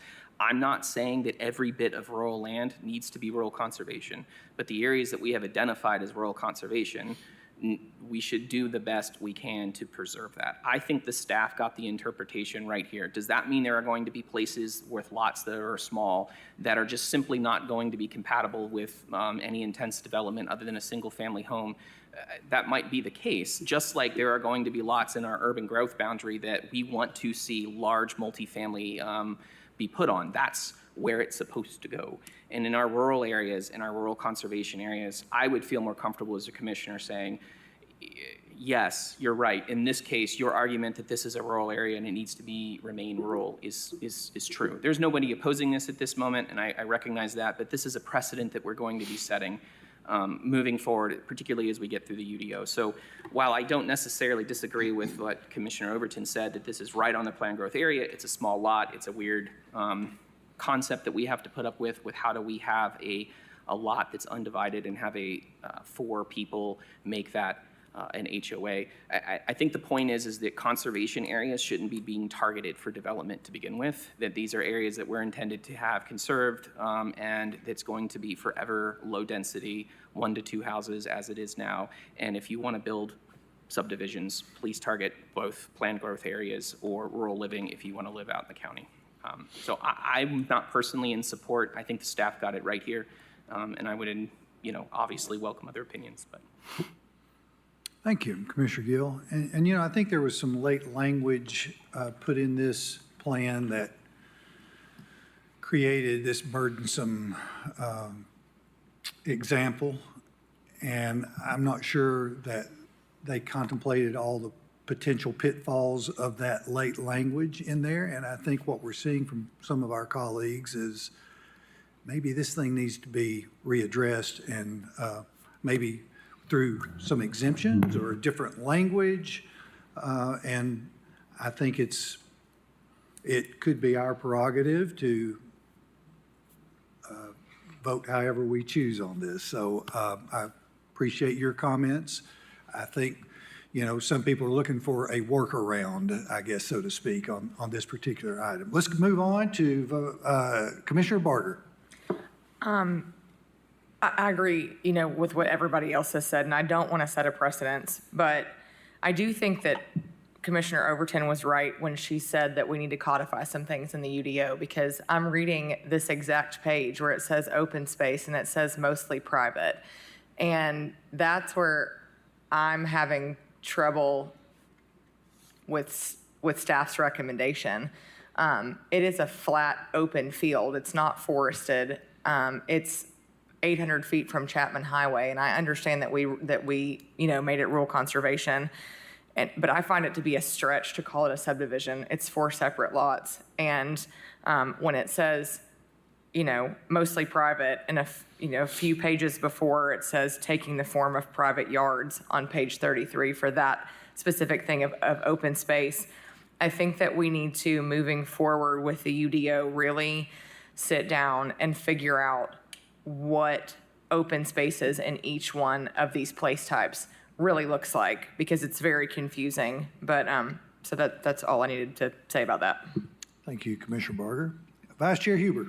Yeah, this it's kind of challenging, because I do understand 100% what Commissioner Gill's saying. To me, honestly, as I look at it, I mean, if you look at the growth policy plan, it is in the rural area of the growth policy plan. However, it is right next to the planned growth, as we've been saying. But I'm almost, I'm kind of curious how that one little part south of Hendrens Chapel got into the rural commercial. Why wouldn't it be rural living? It's almost like you should use that, because it is all flat, as you're saying. There's no topography issues with it.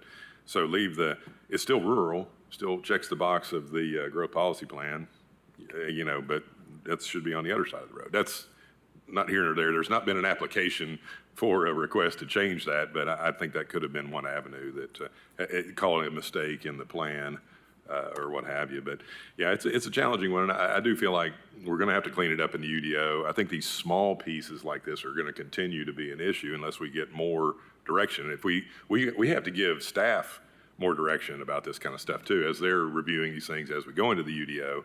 And as Chairman Hill had mentioned, maybe a small list of exceptions. I'm not trying to create a big loophole for anything else like that, but I think we're going to continue to run into this. It was mentioned several times. I've probably counted 6 or 7 lots that are smaller right across the street than the ones that are being requested to be subdivided here. So with that said, I will be in support of it, and I'd like to call for the question if I could. All right. Do we have a motion in a second? Okay. Remind me who made those. Okay, so we have a motion to approve the development plan. All in favor say aye. Any opposed?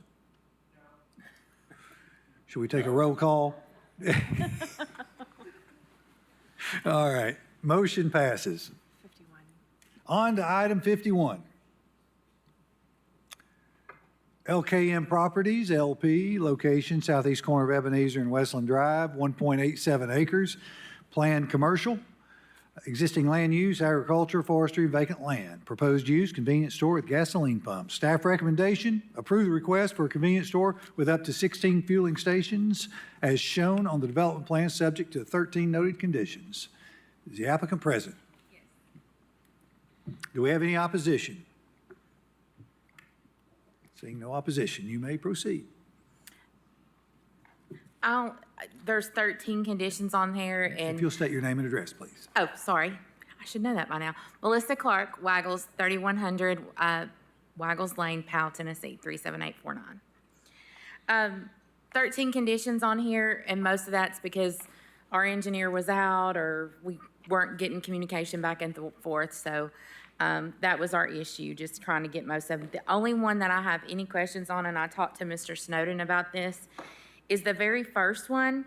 It says, if during design plan approval or construction of the development, it is discovered that unforeseen off-site improvements within the right-of-way are necessary as caused by the development. The developer will either enter into a memorandum of understanding with the county for these improvements or reimburse the county for direct expenses, if completed by county crews, to make corrections deemed as necessary. I know it's typical, hey, we add a red light, a turning lane, the, stormwater improvements, things like that. During the design phase, when we get all those things, we have a decision at the end, hey, does this still make sense for us to continue forward with all these additional costs that we're gonna have? Or do we need to stop and not do the development because of the cost? If we get halfway in construction and then we get added on, hey, you gotta put a red light in at $500,000, that's a huge cost, and we're already halfway in with a large development at that point in time and a large investment. So I do have some concerns about it being under construction, and that provision. Mr. Snowden said there may be some tweaking of that language that you all could do to kind of give me some confidence that we're not gonna get hit with something crazy while we're in the middle of construction. Again, anything during the design phase, hey, I understand we make a decision at that point before we've made the investment, but once we get, $500,000 in land improvements and starting a building, and then something comes up that's very expensive, that can be a game changer. Director Snowden, Mr. Elliott, do you all have any ideas how to tighten this up? I understand the concern. I mean, it's pretty open-ended. I mean, is it possible even just to drop the portion of or construction? We have had this concern raised once before, and I think, Mike, I think we added the as caused by the development to clarify. I mean, certainly we'd entertain additional development. We don't want to put any cost on Weigels that certainly are unnecessary, but we also want to make sure that but for that development, the county doesn't incur any cost, and that's the intent of this statement. But I would certainly welcome any suggestions. But when Mr. Reynolds had made that revision, it was as caused by the development. Essentially, but for the development's, construction, the county wouldn't have had these expenses, I guess would be the way that, maybe another way to phrase that.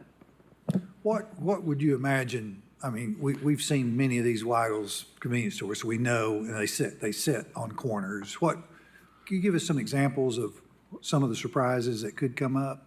I can give you a scenario that happened recently. A condo development went in. They were discharging their water into our right-of-way. During the review of the concept plan, we didn't look at the downstream drainage. During grading of the site, we realized the pipe downstream needed to be upsized. We incurred that cost because we didn't catch it at the concept stage. So we added this statement so if that happens again, we can have the developer partner with us and pay for the downstream infrastructure that may need to be improved. Maybe I'm missing something here, but wouldn't that be mandated in the permitting phase of things where it would, if they caused it, or you could impose it on them? That's when we caught it, was during the permitting stage of it. Yeah, but you could say that's on you, couldn't you? I mean. Yes, we could. Yeah, I think we could. You, Jim? Well, I think we tried. And that's why it's in here now? Yeah. And the argument was, you should have told us that at the concept stage, so. Really? And I understand Mr. Snowden's concern, and we've worked before, and I have no doubt that he's not gonna, try to hand me a $500,000 expense in the middle of construction, but we also gotta protect ourselves, and so we'd just like to see if we could get that language changed a little bit to offer us a little more protection. Again, if you all had came to us and said, hey, you caused a downstream thing and it's gonna affect your property, the first thing we would have considered, well, that next door property owner could potentially sue us, so we're gonna take care of this immediately. So that would have been our response to it, but I understand that's not everyone's response. But given that example, and certainly in my experience, I've never been given an option. They tell me who's going to pay for it. And because of the stormwater ordinance, for instance, that's on the developer. Yes, I think we would have the authority to withhold the design plan approval even without this statement. So, okay. So I'm not sure you're any better off with it or without it, really, but. Well, I think we get those things prior to me spending money actually on the ground digging footers and making land disturbance changes. That's the difference, is I have an option to say, okay, wait a minute, this is too expensive for us to continue on with this development. But wouldn't you have that at permitting? Because they won't issue a permit, they may mandate that you incur this cost prior to permitting, and then you can make that decision. Well, the way I'm reading that, if it's under the construction and development, I've already got the permit. And I'm out there constructing, and now you've decided it. Yeah, It says I see or what you're saying, construction. yeah. I'm not trying to be difficult. I know Mr. Snowden wouldn't hand us something like that, but I'm just trying to Yeah, protect no, those are. our company. You each have valid points here. Commissioner Anderson's going to give us some solutions. I don't know that that's true, but I think that I've read that requirement several times and have thought the same thing that we're hearing, but I also understand, you know, engineering's concern because you don't necessarily, I mean, nobody's perfect, and if it is caused by the developer, I kind of get that they should have to pay for it, but I'm wondering if there's a way to modify this to make it so that, and again, I hate to do this because it opens a can of worms, but if something's foreseeable or should have been foreseeable by the engineer for the developer, it ought to be on them, even if, I mean, I think even if engineering missed it. And I wonder, in the case that you had, I mean, is that something, the example we had, I mean, should the developer's engineer have thought about that? And so, I mean, I know that, I mean, from a legal argument that I would never make, because I Well, don't make those arguments. I've seen field inspections, I mean, they've got the permit, everything's good, and field inspections bring more requirements, and that's at the expense of the owner developer, and that's just the way it is. And in the So I- scenario he mentioned, I mean, I'm by no means an attorney, but our first response would be, okay, we've got to protect ourselves. If we're flooding our neighbor or causing harm on our neighbor's property, then we can be held liable for what we've done too. So in that scenario, we would immediately try to negotiate something or do whatever we need to do. You know, like I said, I'm not an attorney, but I do feel like that's a little open-ended, and, you know, a drainage issue is one thing, hey, we got to put a pipe in, but a $500,000 lot or anything could be added the way that's written. Yeah, and I will say that there was a traffic study with this project too. I mean, those are pretty clearly outlined of what their responsibilities are. I think probably the worst case scenario being presented is probably unlikely because the traffic study has already said this is what, you know, what the responsibility is of the development. Most of these things that they're concerned about are probably more stormwater related. There's a pipe somewhere or something like that. I do understand that concern. It is kind of open-ended, but those big ticket items are usually handled as part of it, like traffic related or handled as part of the traffic study here, and that's not a requirement of this project, so. Would it be agreeable if we said, if it is discovered that any unforeseen off-site drainage improvements within the right-of-way are necessary, that you would be agreeable to that? Yeah, I would be agreeable to that. Because we've looked at the traffic. We're not worried about the traffic. It is the drainage that we've not seen a drainage report. We've not seen a full drainage plan. So that is where we don't know. And until we see those, it's unforeseen of what we may need. And there's other conditions related to access improvements and verifying turn lane links and stuff like that that would still be applicable. And again, as long as it's in the permitting phase, I'm okay with it. It's, once I've got that permit and I'm out there working, we're already in our investment. And these buildings cost, you know, $3 to $5 million sometimes. So if you're halfway in and then they add a huge ticket item, that's a concern. All right, so Commission, you've heard the recommendation by engineering, and the applicant seems to be agreeable to that on that first condition. Does anybody want to take a crack at a motion? I'd like to take a crack at a motion. Okay, go right ahead, Commissioner Levinson. I move we approve the request for a convenience store up to 16 fuel stations, point of sale, as shown on development plans, subject to the 13 conditions, of which number 1 has been altered or amended as per our conversation. Okay. And that conversation being it will be confined to stormwater regulations or stormwater improvements in the right-of-way. Correct, yes. Okay. Have we got that? Stormwater, that would still be the responsibility of the developer owner for any stormwater improvements necessary in the right-of-way caused by the developer owner.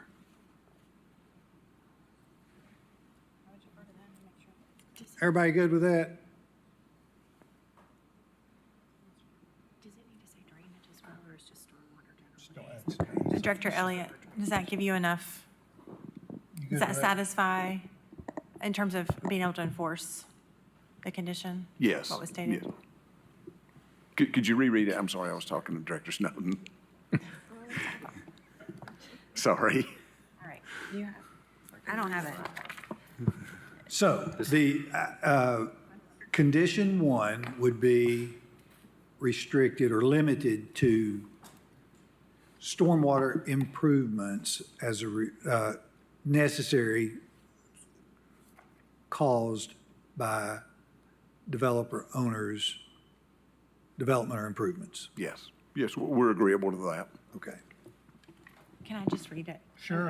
I'm going to read this first part of 1 that's been amended. So if during design plan approval or construction of the development, it is discovered that unforeseen stormwater, off-site stormwater improvements within the right-of-way are necessary as caused by the development. Yes. Okay. We have a motion by Commissioner Levinson. Do we have a second? We have a second by Commissioner Anderson. Seeing no other lights, all in favor say aye. Aye. Any opposed? Motion carries. Thank you very much. Thank you. Any of discussion? I'd like to take a minute, if I can, Sure. assuming we're about to adjourn. This is my last meeting on commission. I'm rolling off after this month, so I just wanted to say that I've thoroughly enjoyed the time on here and working with all of you all and getting to know you all. It's been a really great time. I actually I was really worried before joining that I would have to inject coffee to stay awake because I really expected to be very bored, but that has not been the case. And so I really appreciate the discussions and the relationships that we've made. And I don't get too excited though, because you will still be seeing me, I'm sure, just over there instead of up here. So thank you all. Commissioner Higgins, thank you for your service. You brought I think, a much-needed viewpoint to this body, and we really appreciate your service. I also want to welcome our new Vice Chair, Rich Levinson, and our new Chair, John Huber. So at this time, I'll pass the gavel. We are adjourned. Congratulations. Thank you. Thank you. Yes, appreciate your support. Oh, you've been a great chair.